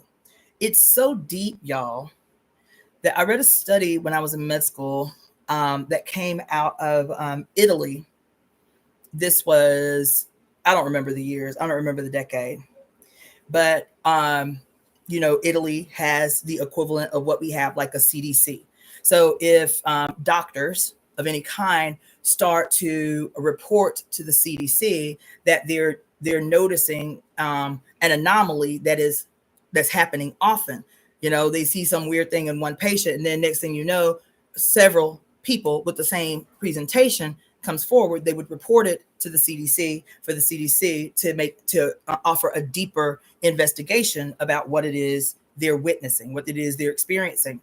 The CDC will take it upon itself to reach out to other doctors in the area to see if they too are noticing this trend among their patients. Well, Italy has a version of the CDC, okay? And I want to say this study was done. It was not even a study. It was an observation of this kind of phenomena. This thing was happening where psychiatrists, I want to say it was either the 50s or the 60s, psychiatrists had started in a very, it's so deep because I'm telling you, we don't understand the gravity of the connections. It was happening within a very short period of time. This thing that these psychologists had started reporting to their version of the CDC. These are psychologists, and not only psychologists, they were child psychologists. The first psychologist that reported his observation said in 1 week, he had 3 child patients and their parents brought them in because they said out of nowhere, these children were suffering from extreme night terrors. These babies were suffering from extreme night terrors. And when the babies would wake up, they would not know who they were. They would talk about things from the perspective that this thing that they were witnessing with their own eyes. So one of the things he talked about that was said several times in these different 3 children was they described a military uniform. I was wearing, but they described it in first person. I was wearing this uniform. I was wearing these clothes, and this is what it looked like. And I had a star on my chest, and I had a gun in my hand, and I saw this big thing. It looked like a giant car, but it was like it had a gun on the front. They were just talking in the first person about this dream where they are describing what looks like combat, right? So the first psychiatrist that reported this to the CDC, he's like, okay, 1 child, I'd say it's an anomaly. He said, but 3 children in 1 week telling under hypnosis almost the exact same story, all being treated for extreme and sudden onset night terrors. So this version of the CDC starts to do this investigation, and within weeks, they start to get hundreds of reports from other psychologists, child psychologists in the country saying almost verbatim the same thing. I killed somebody. I saw his blood everywhere. These babies articulating their dreams in the first person as if it had been them. Okay? So the conclusion that they had come to, this was written as a study. I read it in college. The conclusion that they had come to was that what the children were describing was after having people draw what the children were describing the uniforms, describing the machinery and all of that shit was, and that what validated the conclusion that they had come to, these psychiatrists had come to, was they were in the early stages, they were trying to figure out like what was the common denominator among all the children. Were they the same age? That was not the case. They varied in age from 2 years old to 10 years old. So and there was no like pattern in terms of these children that had come through with these same kinds of experiences. So age had been ruled out as a common factor. This study was great. I wish I could remember the name of it. It's only one of those that are accessible, as a student with the access or whatever. But anyway, so socioeconomics was ruled out, right? They went through all of these things, environmental factors. Did they live in the same area in Italy? All of these, quote, very, because they first were saying maybe there is some toxin in the water source. They were trying to figure out what was the common denominator between all these cases. And there was one, only one. Somebody want to venture a guess based on what we're talking about, what the common denominator was? Somebody just venture a wild guess, no matter how outlandish it sounds. What the common denominator was between all of these hundreds of children that were now being followed by the CDC to figure out what was happening and why it was such a sudden and widespread phenomenon that was happening. Anybody want to venture a guess? I want to make you think. Based on how I started this particular conversation, anybody want to venture a guess what it was? Close. I don't imagine anybody else would get closer. Blossom Central. Blossom Central said that their father was in war. Close. Every single solitary child, their grandfather had served in the First World War. Hundreds. I got goosebumps telling y'all that shit. Every single child, the common denominator with no other factors that could be related. Every single one of those children had a grandfather that served in the First World War. The way they came to this conclusion was that how succinct the descriptions of these children were of the uniform, of the type of weapons they were using, of the types of like tanks and shit they were seeing when they were describing this shit under hypnosis in first person. Every single one of them had a grandfather in the First World War. That is fucking amazing and specific as hell. And it still took the United States government 30 years to acknowledge post-traumatic stress disorder as a real thing. So they knew in the 1950s, and it still took the United States another 30, 35 years before they actually started funding research on post-traumatic stress disorder and so on and so forth. I hear you, Adesele. I'm saying that the studies that have been conducted on post-traumatic stress disorder were exclusively around men who had actively served in combat. It would take another 15 years before they acknowledged that post-traumatic stress disorder as suffered as a consequence of rape and sexual child abuse and physical abuse could be factored into this thing that they call post-traumatic stress disorder. But for damn near 80 years, the research was exclusive to people who were active combatants. Yeah. So they knew, and let me tell you something. What this does, especially with this particular thing that that they had begun to work on in Italy on this specific case which was so, reading that study was like, it was like mind blowing. It was really sobering, because so much of what ancient people or indigenous people had talked about and had been reduced to simple like woo-woo or mythology or quote wives' tales and shit like that had been greatly reduced in its significance, because the white world still to this day refuses to hear the expression of an indigenous person's understanding about how to address and resolve imbalances in the flesh, because they hear a language that does not match Western lineal scientific jargon. It's automatically reduced in its significance as valid, right? And so that's been one thing that became very evident, because I told you I went to school as a dialectical materialist. I went to school as an atheist. I started medical school as an atheist. And so having these experiences that were really from the medical school that were challenging this hard line I had in opposition to spirituality. I had a hard line, materialist, socialist. I had a hard line in opposition to spirituality when I started medical school. And so these were the type of things that would really challenge that hard line scientific, like I want to know the science.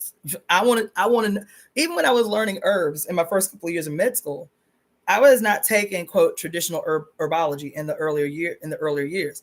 I was taking botany.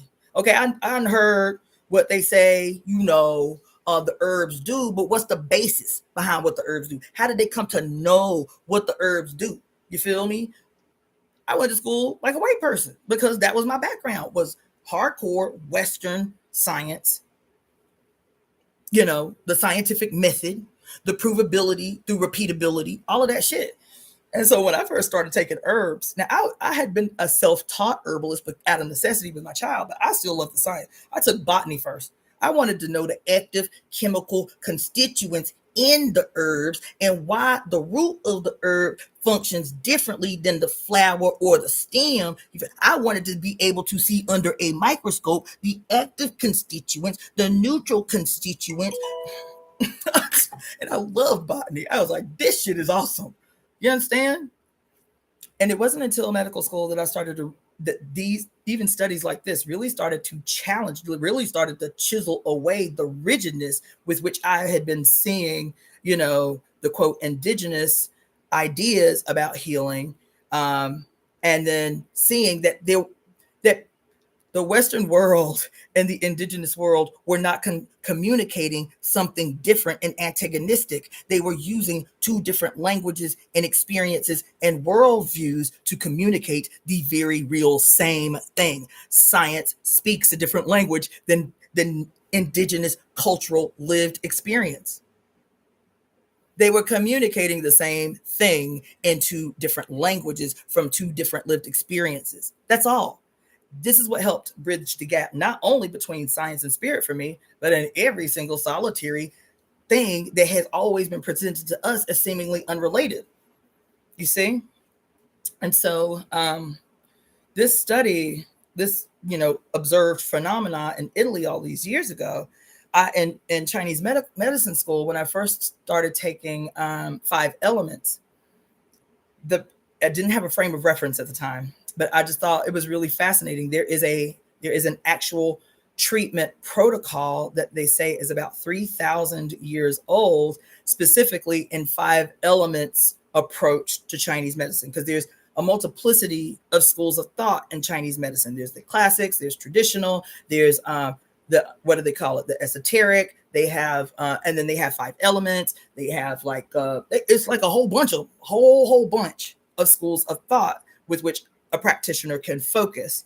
And so 5 elements, there was one thing in 5 elements that our professor talked about that I was like, that was the moment that it blew my mind. I was like, oh, damn, there is an actual protocol, a treatment called the grandfather-grandson treatment.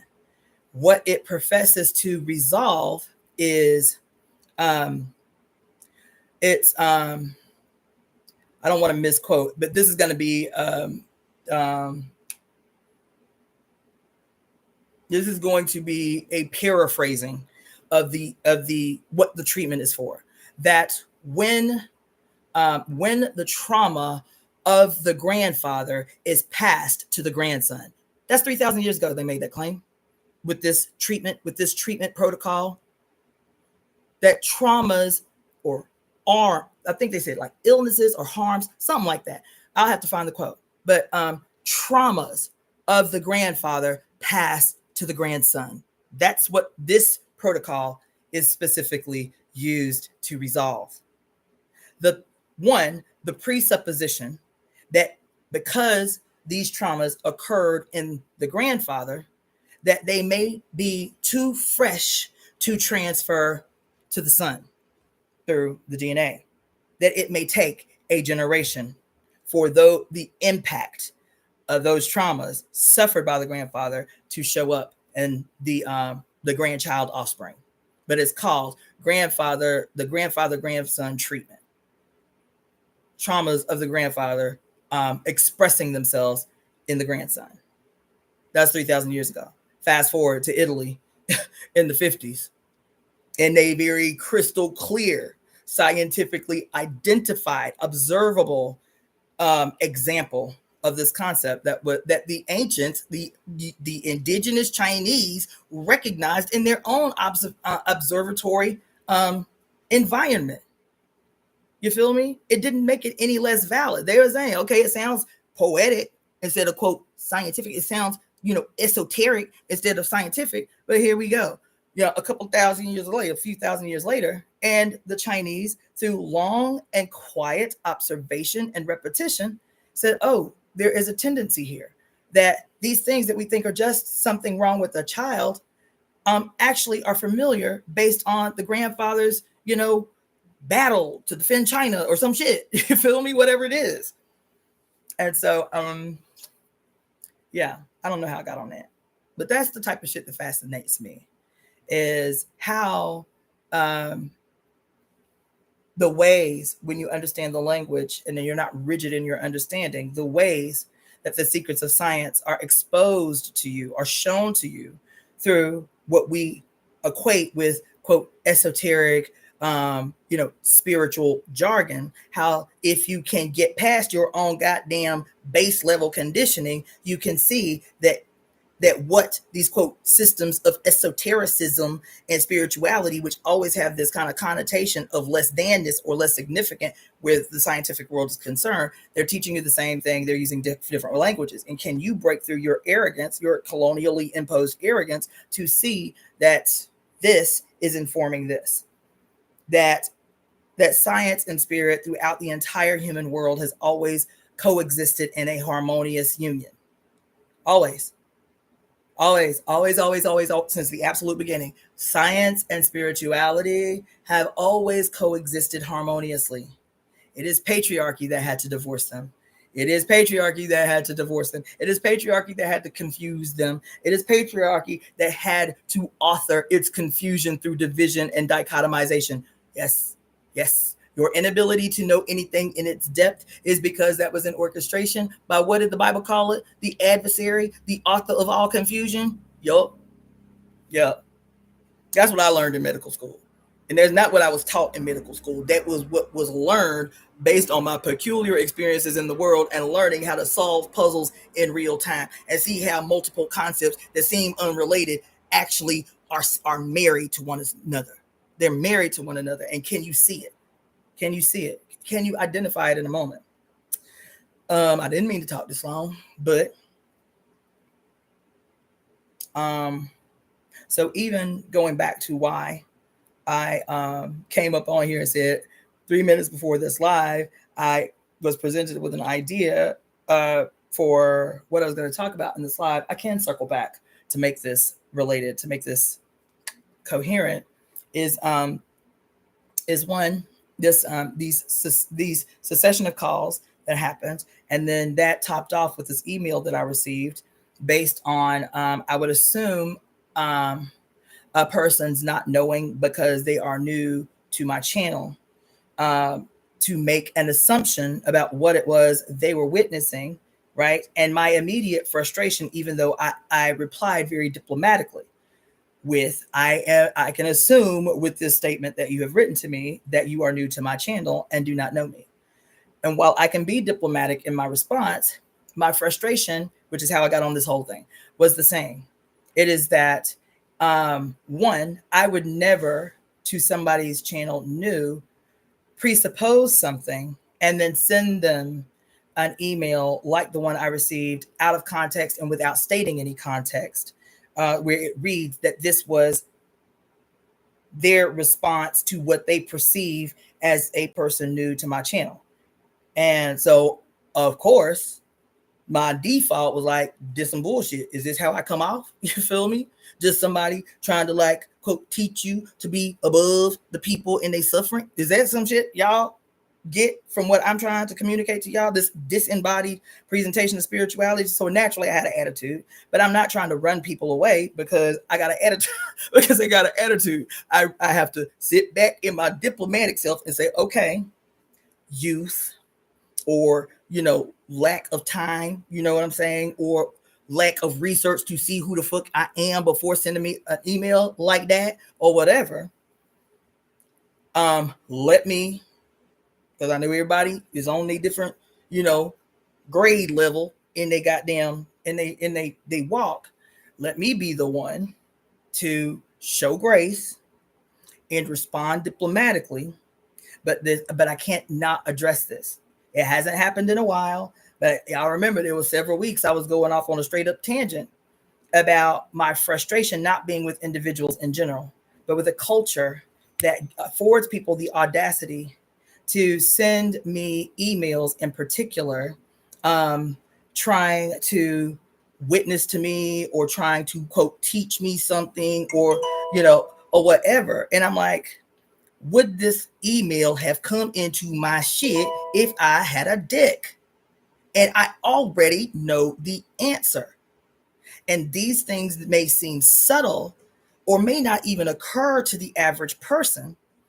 That period of time that I spent going off on that, because it was happening so much, I'm like, look, before you have a reactionary response to something that I have said, before you default into reactionary, like without thought response, take a moment, take several moments, take a deep breath. If you need to, eat a fistful of mushrooms and go look at yourself in the mirror and ask yourself first.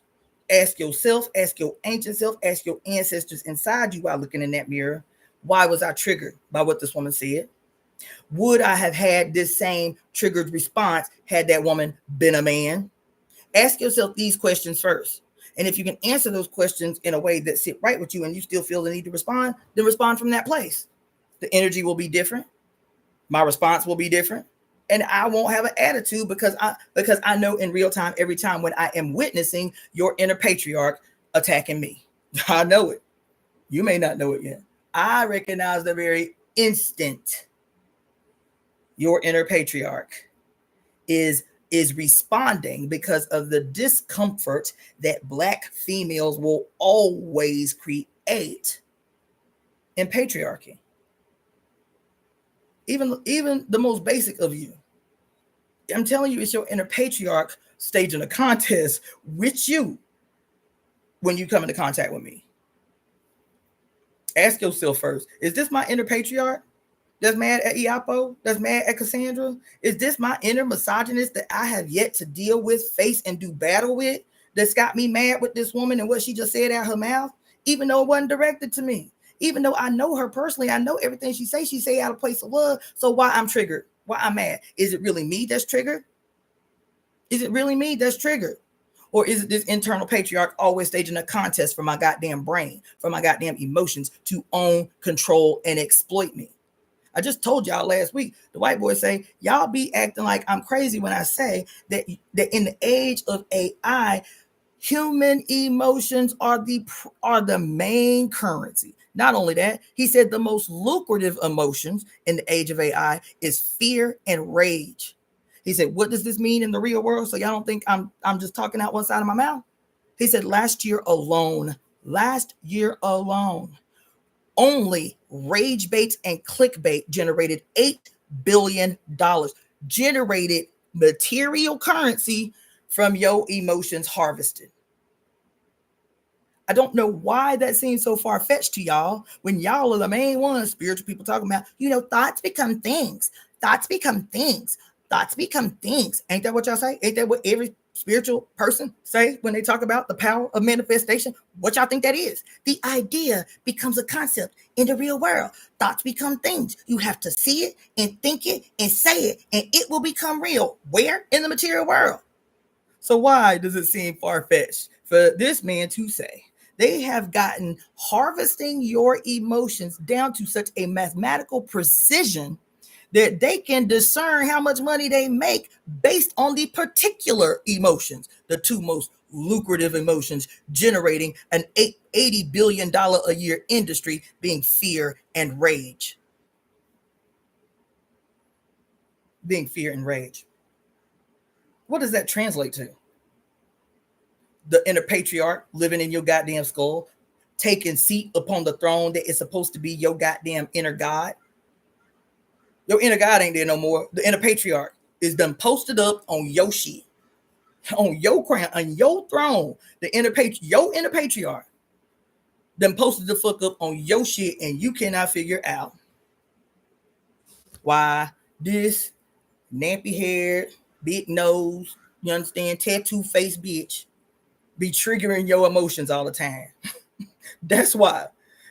What y'all always been calling your inner demons, my inner demons, my inner demons, my inner demons. The only inner demons that exist right now in this world, the way that it is the inner patriarch, is the inner misogynist, is them the only demons. You ain't got to put no ghoulish face on a motherfucker, some horns, and some slimy skin, or some deep, ghoulish little thing creeping around in your skull, or the little devil you've been taught all your childhood, the little devil that's always sitting on your shoulder, looking to create chaos in your life and convince you to do some bad shit. You ain't got to go that far. Everything y'all identify as an inner demon child is your inner patriarch. Is your inner patriarch. Is your inner misogynist. You understand? So don't come in my emails. Do not allow your inner patriarchal, misogynistic, white nationalist hero, mediocre hero sitting in your skull force you to come into my inbox, my email with no bullshit. Do not let him dictate with your fingers and your energy some dumb shit because your inner patriarch says, attack that black bitch. She said something we don't like. I'm telling you. And I'm talking to all of y'all. I don't care who the y'all is. If you find yourself like emotionally disturbed, deeply, deeply convicted in that disturbance by the mere presence in a space of a woman in general and a black woman in particular, that moment, say to yourself as the victor in the war for your mind, as the victor for the war for your mind. In this moment, I don't know why I'm triggered by this black bitch. Let me go home and eat some mushrooms and stage a goddamn aggression against this inner patriarch that's obviously been sleeping and done made himself known in this emotional response that I had to this black person just living, this black woman just being in the space. Don't say shit out your mouth. Take your ass home, eat some mushrooms, sit with your motherfucking self in the goddamn mirror, look deep into yourself and say, I'm up in here now, motherfucker. I'm staging a contest. I'm gonna need to do a self-exorcism of the goddamn patriarch taking host, taking supremacy in your own goddamn skull. But save that shit for yourself. Do not email me no bullshit. Do not email me no bullshit. Even if you think I am emphatically wrong, do not send me no bullshit. If you think I'm emphatically wrong, guess what? I honor your sovereignty. Be somewhere else. Go with grace. Go with love. Go in a way that I am still acknowledging and honoring your sovereignty. But do not be the fuck up in my space. Don't do it. Don't do it. Because now I'm about to start having an attitude. Now, this is the version of the mother where I am about to start verbally cleaving motherfuckers' heads right off their shoulders. I promise you. I promise you. I promise you. Coming up in my bullshit with no bullshit. Huh? No.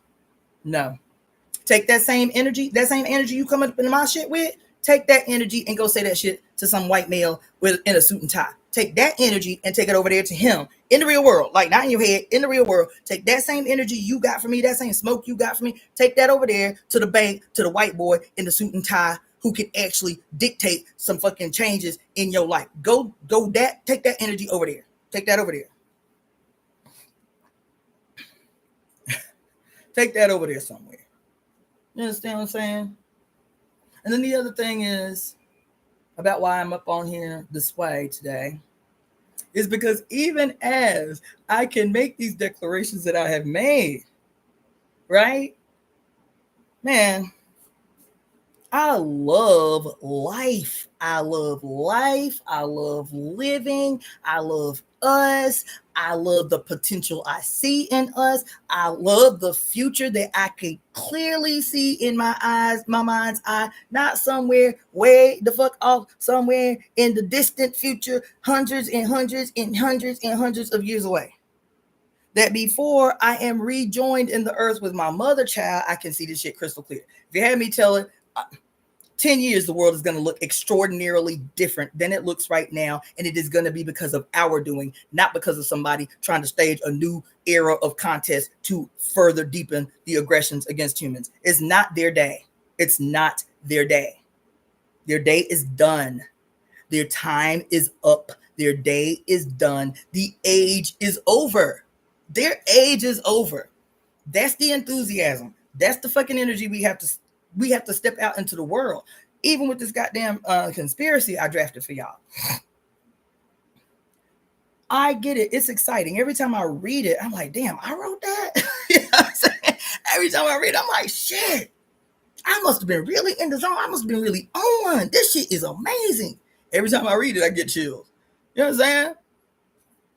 But I'm also, for the last 2 days, I've been telling woman after woman, I'm like, have you been reading the conspiracies? Yeah, I read it every day. I read it every day.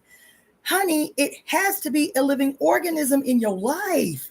You telling me this problem, that problem, this problem, that problem. I said, Don't you know there's a section in the conspiracy that addresses exactly this? I have been saying since we started this project, if you need to use the conspiracy specifically for something in your life at a moment, add that shit to the conspiracy. Speak that nigga name over the conspiracy. Protect yourself energetically write it into the conspiracy. And then at 11:11 Universal Time, when we read it together, it's not just you trying to do this by yourself. Now you know that there are women and men from every single continent except Antarctica. I'm telling you, not not assuming. People inboxing me from Hawaii and from Fiji and from New Zealand and from India and from fucking Poland and all of these places saying, I'm doing it.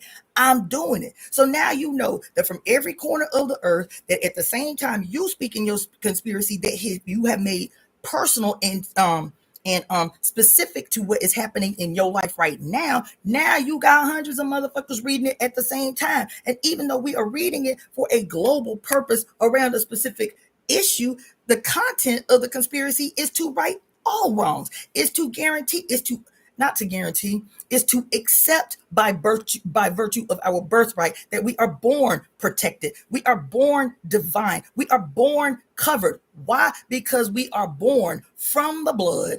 We born covered in the blood. We born covered in the blood.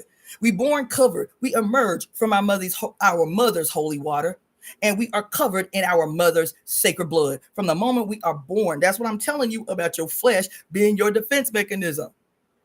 Always seeking out a way to communicate to your brain, to your consciousness, that I am here for you, and everything that you are experiencing in your body is me attempting to communicate something to you, to help you remember something, that you are always safe, you are always covered, you are always blessed, you are always divine. You have to remember that so that your skull is not working against the job of your flesh. Use the conspiracy to command the power of the universe. We cannot keep saying we believe that Mami and I are one, but we do not believe we have the power of the entire universe encased in this universe that is ours, and specific and perfect in its creation, and perfectly timed. Our arrival perfectly timed. Our impact and potential impact on the world around us perfectly needed and necessary in the moment that we arrived. You can't have it both ways. You can't ride the fucking fence.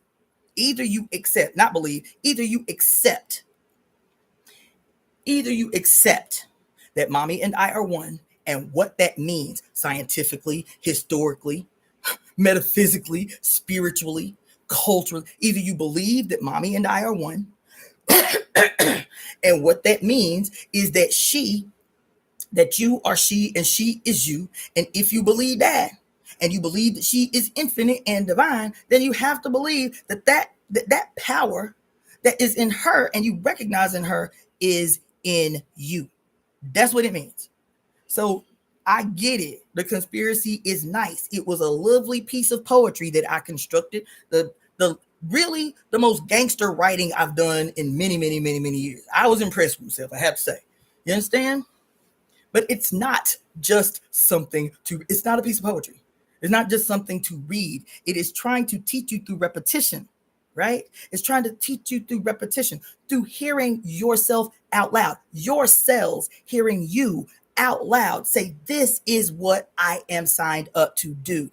This is what I command of the energy my mother guaranteed me by birth, by baptism in her holy water and the covering of her holy blood. This is what she guaranteed me, that I would have the power to change everything around me if it disagreed or was counter to the harmony that she guaranteed us by birthright. Harmony is our birthright. Harmony is our birthright. Ecstasy is our birthright. Love and happiness is our birthright. We do not need to earn it.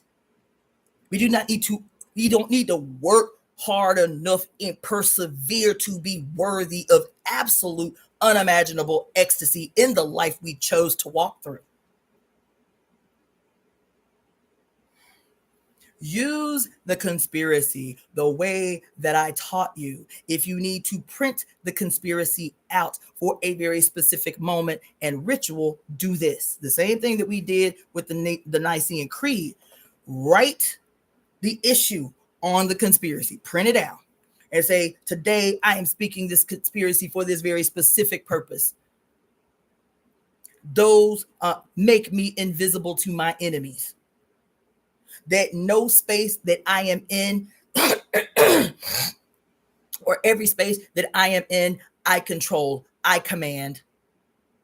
That I enter every space knowing that I am the perfect personification of the entire universe. I am the perfect and necessary personification of my mother's will for all of us, made a material force, able by opening my mouth to change phenomenon. This is what it means when I say science and spirit meeting. What I say out of my mouth. That's why I did the reading that I did for y'all the last 2 days out of this goddamn book, when it's talking about the power of our voice and what that translated to in different cultures around the world. What science says about those words that come out of our mouth, and how, as an energetic force, our voice, as a sonic wave escaping our body, coming from our imagination and filtering through our heart where our tongue is rooted, science, that energy will exist forever unless countered by an equal and opposing force. That's what your laws of thermodynamics teaches you. This is how, man. This is how science and spirit meet to embolden you, to give you power over actual material phenomena that give you the ability to actually identifiably change history, change the impact that history has had on your life.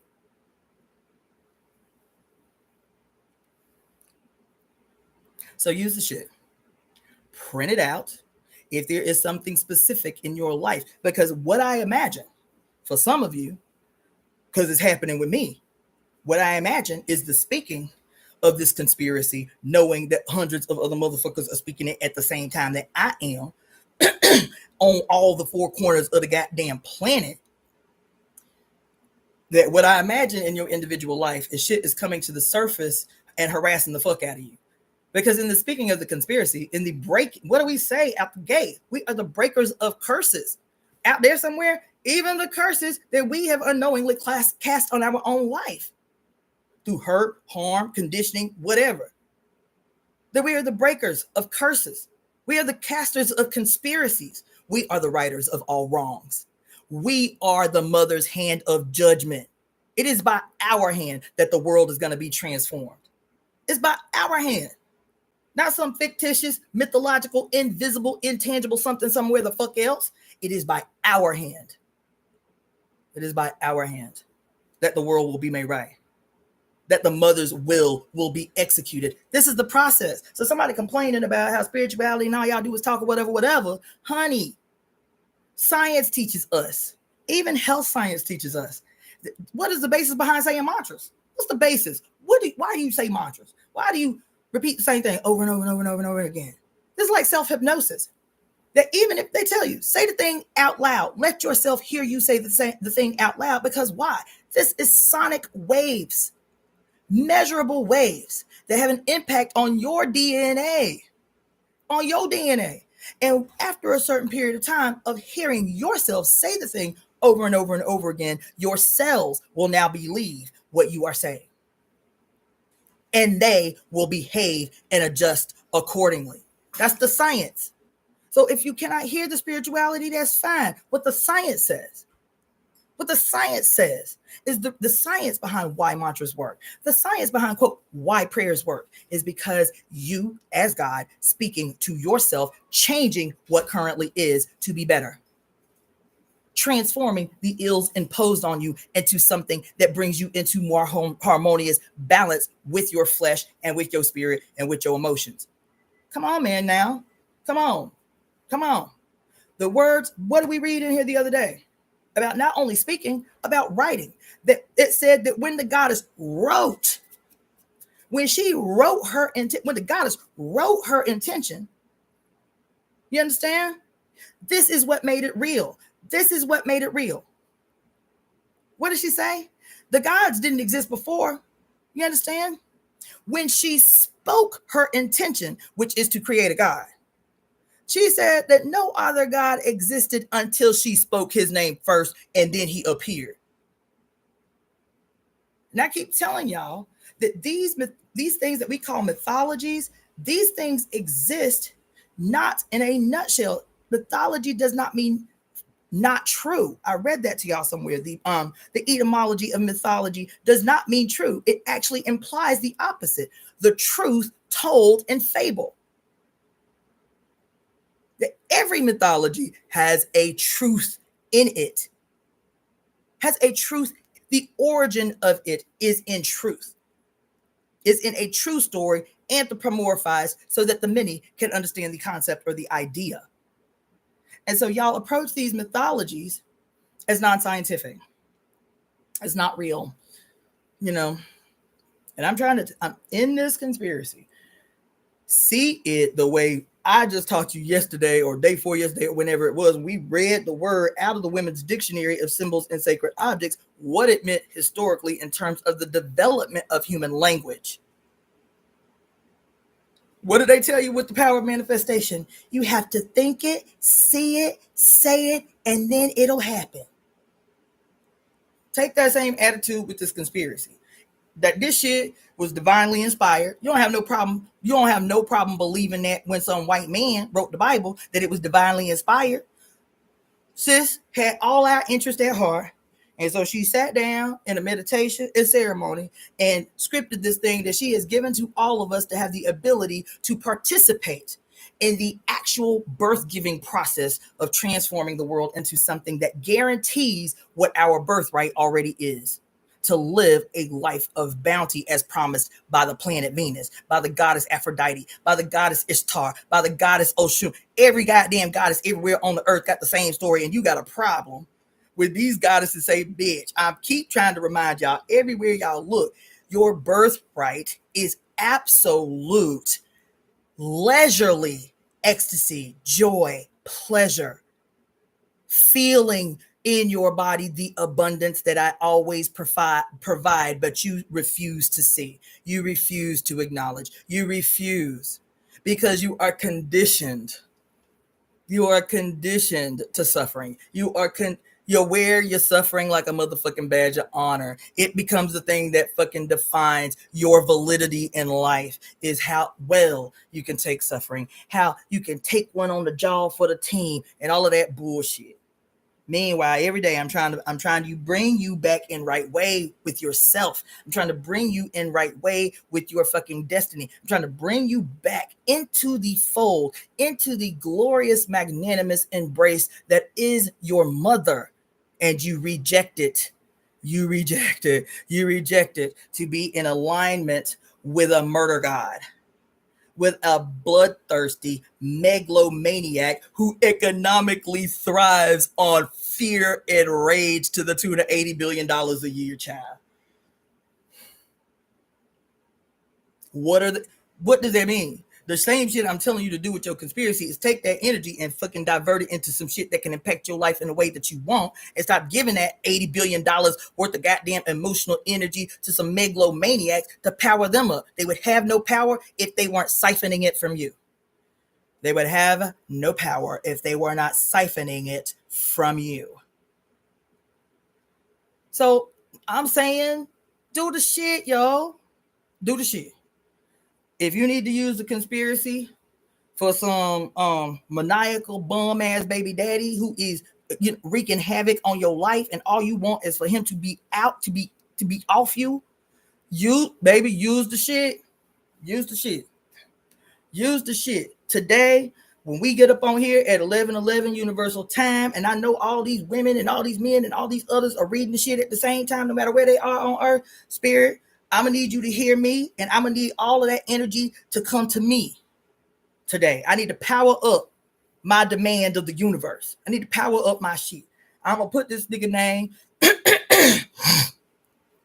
all over it in a red marker, a red pen, all over it. The same way we did the creed. Print the shit out, have me tell it, write it out. Write it out. And then in red ink, I'ma need absolute protection of my space and my sovereignty from all that mean me no good. Not only that, because I'm going to tell you, I told y'all last night, but I'm going to tell you again. It is not wrong if you have been wronged to seek justice, to seek retribution, to desire punishment, to desire a harmonizing of the scales of justice. If you have me till it is the natural inborn right of those born with uteruses to demand justice, to execute justice as the mothers of the planet. Motherfucker, everybody on earth got a uterus to thank for their existence.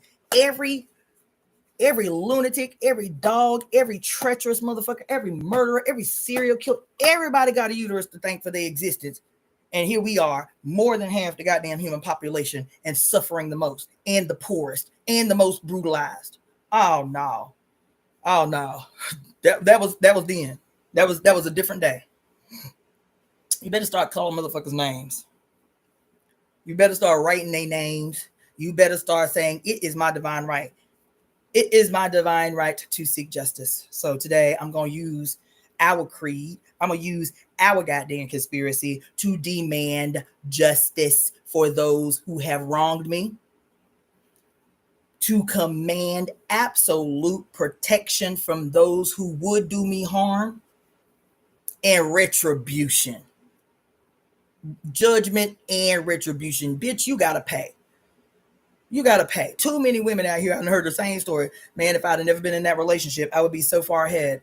My house would have been paid for. I would have a house. I would have this. I can clearly mark the amount of wealth I was deprived of for the only reason, which was to support this human being that I poured love into and who was energetically and financially robbing me blind and using love to do it. Somebody got to pay. He got to pay. He cannot thrive until he is paid his dues. And I don't care who that is. He cannot thrive until he has paid his dues. We have to start saying that shit. We have to start saying that shit for another reason, not just because we deserve, but also because we are responsible if that malignant motherfucker, and we didn't do nothing but say, I'm just glad I got out of that with my life. I'm just glad I got out of that with my sanity. I'm just glad he gone. You feel me? We become responsible for the crime he commits against the next woman. We have to see it that way. That if you do not do something that immediately rectifies his goddamn behavior through justice and judgment and retribution, he will take that malignant behavior and your silence in it, and that shit will embolden him to do worse to the next woman. That becomes some shit we got to take responsibility for. So no, bitch, you got to pay. Energetically, you got to pay. Economically, financially, you have to pay for what you have done. For the misery your actions alone caused others. This is it, man. This silent suffering shit, this you humiliated because you can't believe somebody did you this way and you couldn't see it. Honey, guilt and shame is not for you. As a matter of fact, ain't got no place on the planet. Have me tell. Guilt, shame, and shit. I can't believe I let somebody do this to me again. So I'm gonna just keep quiet about what happened to me and just move on with my life with my head down. You know what I'm saying? No. Call names, child. Call names. Let me be the first. Now, you know what? I could go down the whole long list of betrayals. You understand? Michael. I don't even remember Michael's last name. I was trying so hard to forget that shit. What was his last name? I don't remember. Michael. What's his name? Greg. What? Cliff. Cliff, if he's still alive. He had liver cancer last time I saw him. Cliff. Righteous Ayatollah. Orlando Gibson, aka Ajamu Bandele. Ogun Tolu. Ogun Tolu. What's his last name? What in the hell is wrong with me? I be trying to forget these niggas as soon as I get out. I was engaged in Ogun Tolu. Damn, I can't even remember his last name. Trifling. You feel me? Eugene Perez. Call their goddamn names and say U-O. Judgment is cast. However the mother sees fit for that shit to unfold, your name is spoken out loud with the words of judgment, justice, and retribution tied to that shit. Say it. Speak it over your conspiracy. If there's something else you need from the conspiracy, guess what? Conspiracy also includes, honey. What did I say? What we say in the conspiracy? Restoration, reclamation. Didn't we say that? What does that mean? The restoration. What do we say? The restoration of heaven on earth under the mother's divine reign. That's what we say, right? What is included in that? The reclamation. What reclamation? Because I just say reclamation. Maybe I need to broaden that. The reclamation of all that is ours. Everything that is ours to be reclaimed instantly, now, in the moment, as we speak it. It's already done. It's already so. The reclamation of what is ours. What is ours? Everything. What is ours? Everything stolen from us. What is ours? Every ounce of joy and happiness stolen from human beings. What is ours? Every economic or educational opportunity stolen from us, no matter where that shit happened on earth. That's ours. The benefit that came as a consequence of that stolen education that benefited somebody else, that is ours. Every hour we did not get to sleep, every moment we did not get to rest, every hour that was stolen from us through labor, through forced labor, every childhood stolen by some fucking monster, everything is ours. The reclamation of everything that is ours. What is ours? Everything. Everything. Everything. What do we say? In every timeline, in every dimension, in all space, in every space in between. Everything. Use your shit with that kind of energy, with that kind of attitude, with that kind of fire, with that kind of audacity. If you need to print or write out the conspiracy for a very specific purpose, and the purpose is about judgment, retribution, whatever, spit on it. With an attitude, spit on it. If you got menstrual blood, if you still bleed, smear your blood on it. Say the conspiracy, roll it up just like we did the creed, and that particular conspiracy that's for that specific reason, take that shit, don't keep it in your house. Roll it up away from you, bind it, take that shit away from your house, burn it outside somewhere, collect the ashes, and dig a little hole and bury that shit in the ground and salt the earth.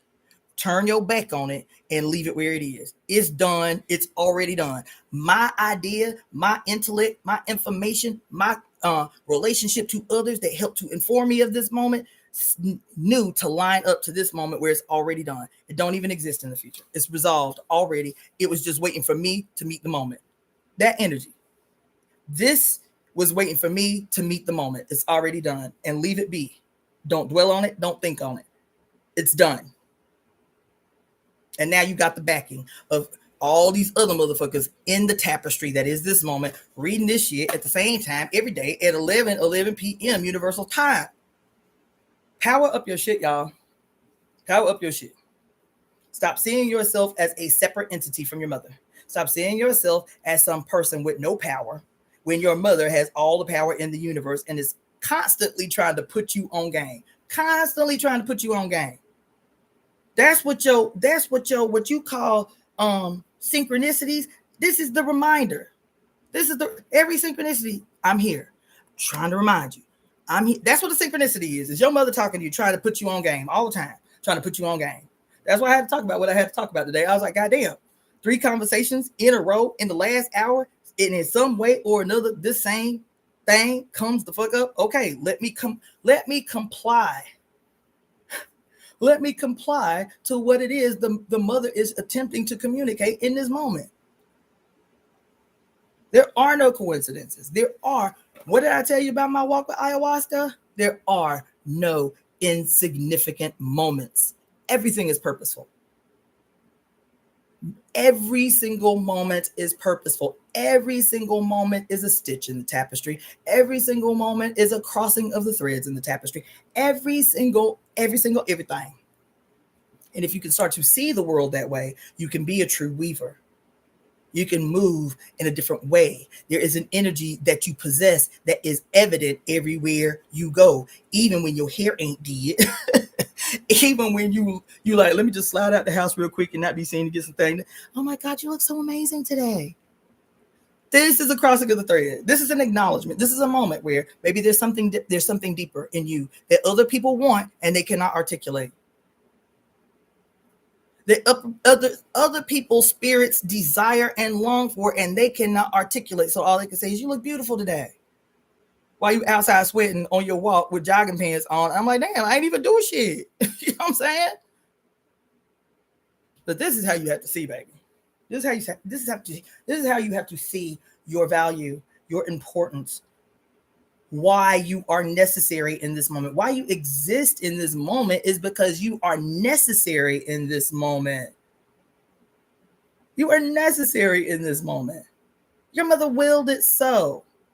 Your greater mother and your mama bled on your skull, though she may not know why. She may not know why she accepted the charge. And she was poor and didn't have no money, but she was like, you know what, I'm going to let this baby live. She may not know. She may not know. But the reason is you are necessary. Not just necessary. Absolutely non-negotiably vital in the moment. You are supposed to be when and where you are right now, exactly as you are. That's what we have to teach people, man. I'm not trying to create a cult. I'm not trying to create a hierarchy. I'm not trying to create some shit that exploits people's feeling of lowliness and unimportance. I am trying to listen, y'all. I'm trying to wake a fucking monster. I'm trying to wake a goddamn world-changing dragon. And the only way to do that is through you. Every single one of you. And the more of yous whose dragon awakes, whose giant awakes, whose inner giant is finally allowed to break free, the quicker we can end this shit. The quicker we can end this shit, the sooner we can guarantee a bountiful and beautiful and prosperous, harmonious future for our offspring. I want to see the world radically transformed the way this world exists in my mind's eye before my grandchildren become adults. And I am that audaciously and arrogantly confident it can be so.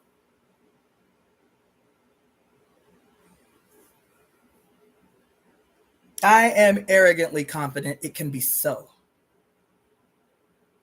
Right now, this is the easiest work we can do. This right here is the easiest work we can do.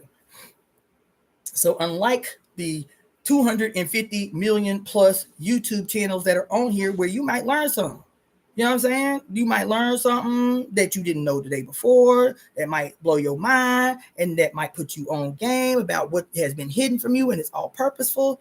I can promise you that nobody on the 250 million plus YouTube channels that exist on here has walked you in real time through a conspiracy using science and spirit, mysteries and hidden histories that can guarantee the outcome we all long for, though we cannot express what that is.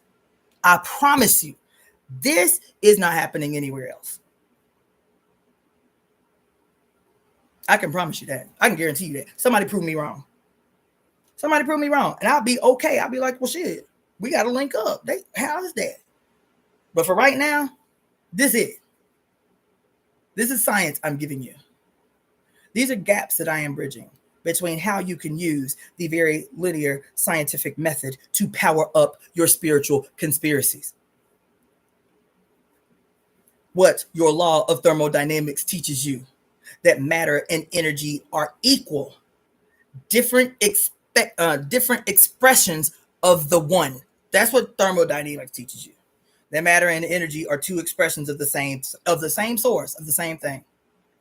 That's why this dude could get up on here and show you mathematically how initiating and harvesting fear and rage has equated to an $80 billion a year industry, how your intangible emotions become a material force, currency, a material force. They're just using the laws of physics, child. And your ass act like that's a mystery. How do we garner this same science that they are using to generate a culture of fear and rage, what they say are the two most lucrative emotions? How do we take that same science, which belongs to us? How do we take them same mathematically precise calculations, which belongs to us, and use them on our behalf, use them in our interest, use them to fulfill the goddamn very specific divine will of the mother, and make that shit a material force? So you motherfucking tech geniuses out here, you goddamn computer programmers out here, you goddamn people who speak a language that I do not speak and am not gonna learn. I'm not gonna learn tech. I'm not going to learn STEM. I'm not going to learn how to work this motherfucking computer past what I use it for right this minute. So anybody who know how to do that type of shit, you know, how to make motherfucking shit go viral, or how to create a new, a new social media platform that does not serve technocratic billionaires and shit. You feel me? That's y'all lane. That's y'all language.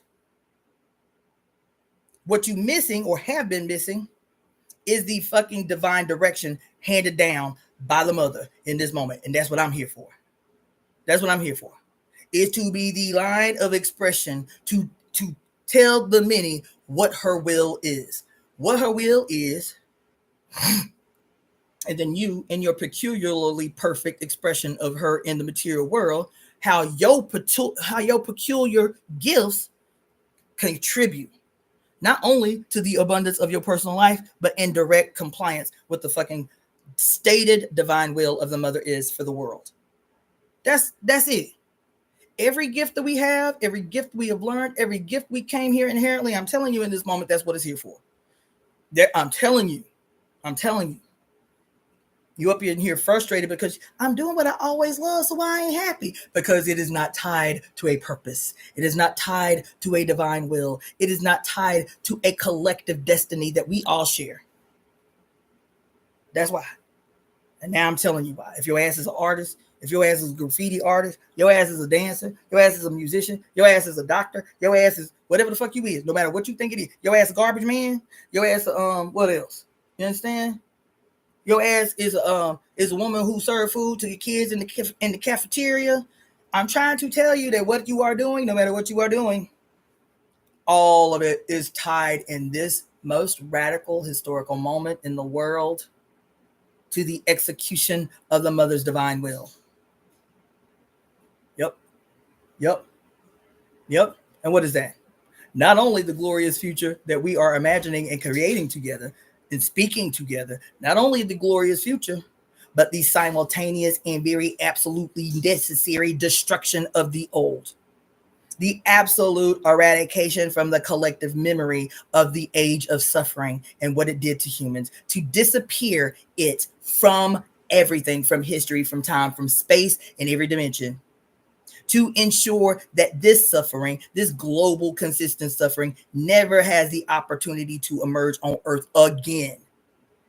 Both things have to happen at the same time with the same energy. The guarantee of a glorious future has to demand the destruction of anything that would attempt to snuff it out.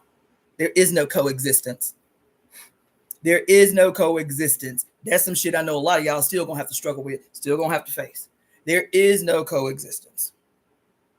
Everything that exists now, its sole purpose for existing, every system, every structure, every school, every educational system, every idea, every fucking philosophy, everything that exists now exists for the sole purpose of the maintenance of what is.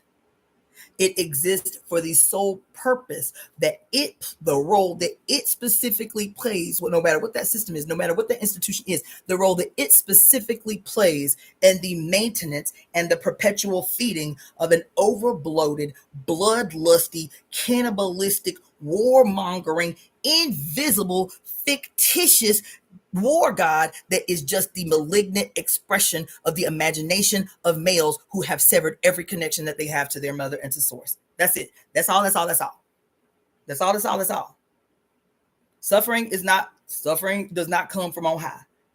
Suffering comes from on high in a motherfucker skull who is so separate from source that the only way he can behave is as a cancer on humanity.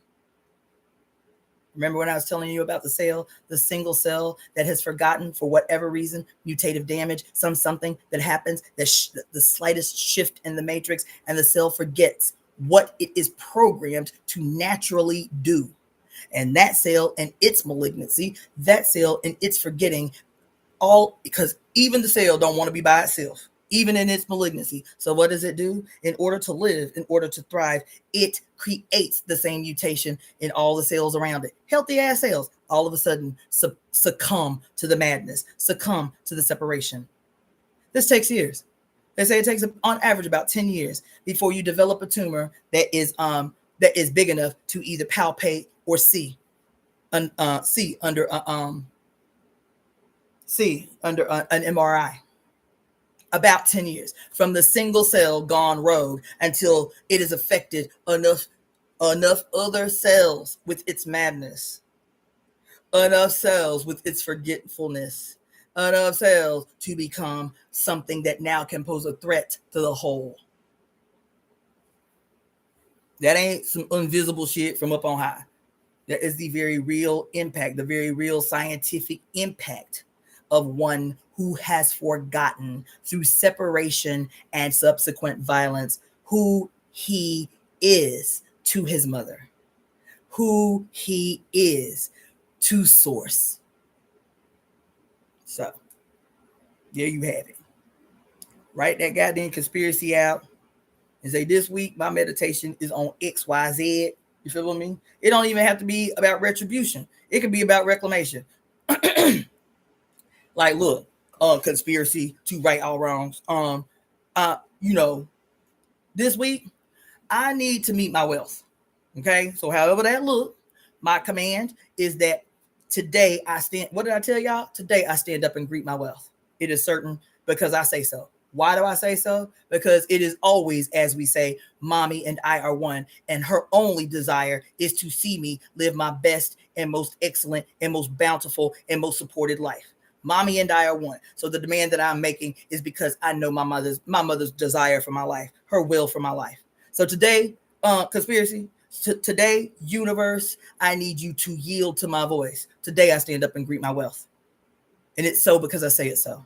It's so because Mommy and I are one. Today I stand up and greet my wealth. Today I stand up and greet my wealth. Today, now I stand up and greet my wealth. Now I stand up and greet my wealth. I greet my wealth because it is mine. I greet my wealth because it is my birthright. I greet my wealth because it is my mother's will. It's so because I say it so. Use it as an organism, child. Use it as a weapon if it needs to. Use it as an instrument of attraction and abundance if you need to. Print it out every day if you need to. We still got several lunar cycles that you can use it. Power it up under the moon. If you're using it for retribution and judgment, burn it and just print out another one. Don't hold on to it. But if you're using it for abundance, instead of writing an abundance check for your lunar cycles, use your conspiracy and put it out both under the new moon and both under the full moon. And on the full moon, take it and burn it under the light of the moon. Just do what you've been.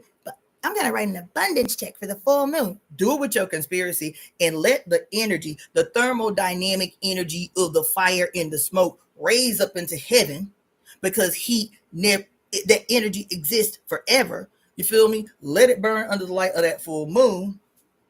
And say, I know at this moment there are hundreds of people on the planet saying the same thing that I am saying, dreaming the same dream that I am dreaming, the restoration of heaven on earth, the bounty guaranteed to us by sheer guarantee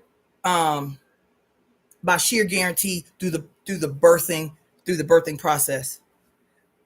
Because I was born, I am guaranteed abundance. Because I was born, I am guaranteed happiness. Because I was born, I'm guaranteed life everlasting, life abundant, and joyous compliance with my mother's divine will, because she always and only has my best at heart.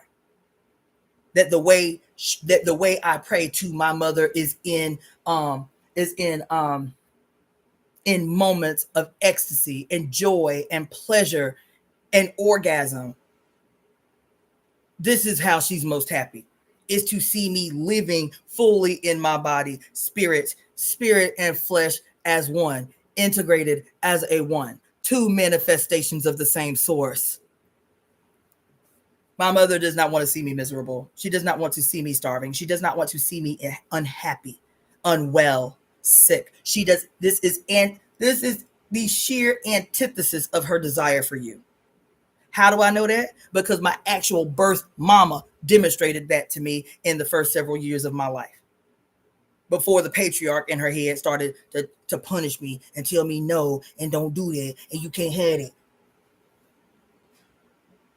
I know that's what my greater mother wants for me, because my mama demonstrated that even before she was a mother to anybody else. It was her default, was to take pleasure in my happiness, to take pleasure, for her to experience ecstasy when I am happy, her to giggle every time she sit down to feed me, because I'm like, I'm dancing in my seat because it's good. This is what my mama taught me. That's why I know what my mother's divine will is. It don't have to come from on high in the invisible realm as a breakthrough in the top of my skull. My flesh reminds me of what my mother's divine will for me is.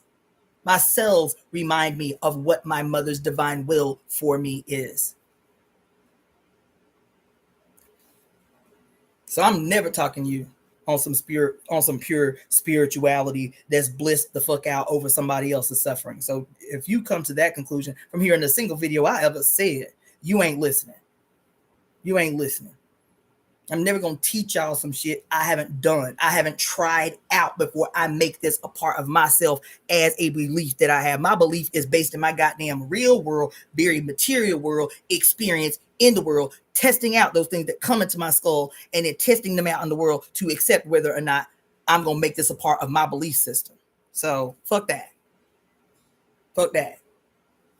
Anything that I tell you is because of an experience. It's because of a goddamn experiment with myself as the guinea pig that I done tested out before I let it emanate from my mouth to tell somebody else as holy writ. Fuck that. Now go ask that of some other spiritual professing motherfucker. Have you tested this idea? This shit that you say you believe? Have you tested that out in the real world somewhere? Like, have you conducted a self-experiment to allow the knowledge to now become wisdom because it has been embodied in the material world?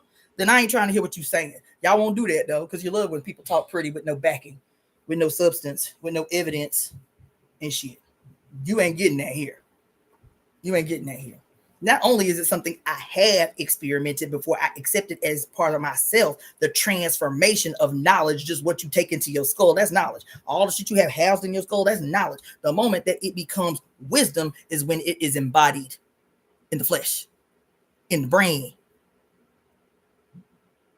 When I say skull, I mean something different. An idea is different than when the idea becomes a part of self. The idea becomes a part of self scientifically when those two floating around synapses that represent certain ideas that you have come into contact with, and they make a connection that is identified with an actual flash of light. That flash of light lets you know that these two seemingly unrelated ideas that you've just taken into your skull, and they just floating around until they can be of some use. And then the synaptic energy, the synaptic connection that is consecrated with light,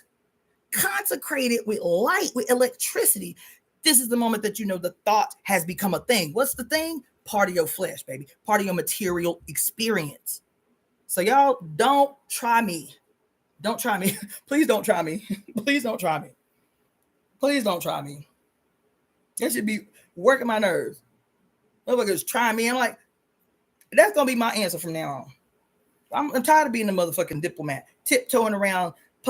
I get being excited about new ideas that you are coming into contact with. Shit that set you on fire and is familiar. I get that. And I get the enthusiasm that comes with that. But what most of y'all don't learn is what I had to learn in real time.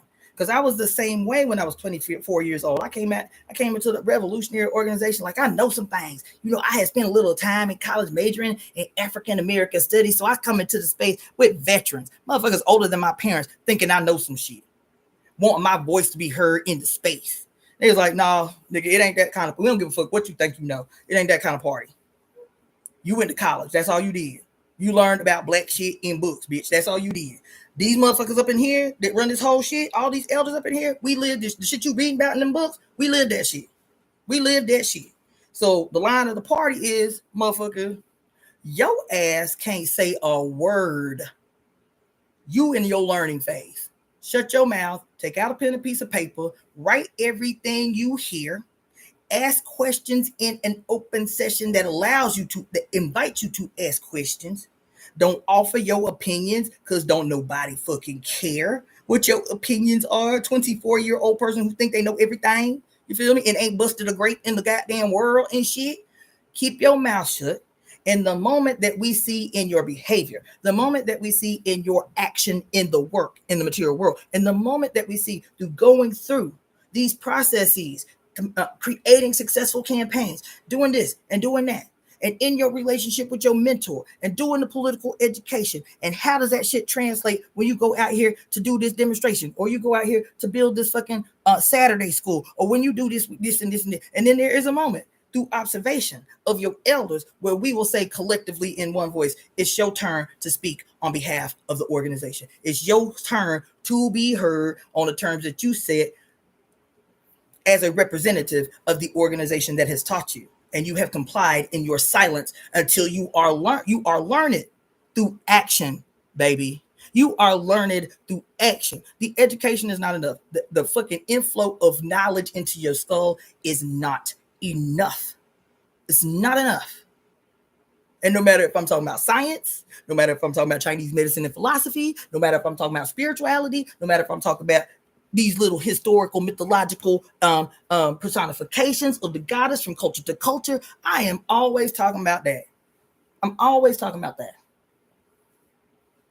The moment where energy and mass are obviously one, and one cannot exist without the other. Action and the idea.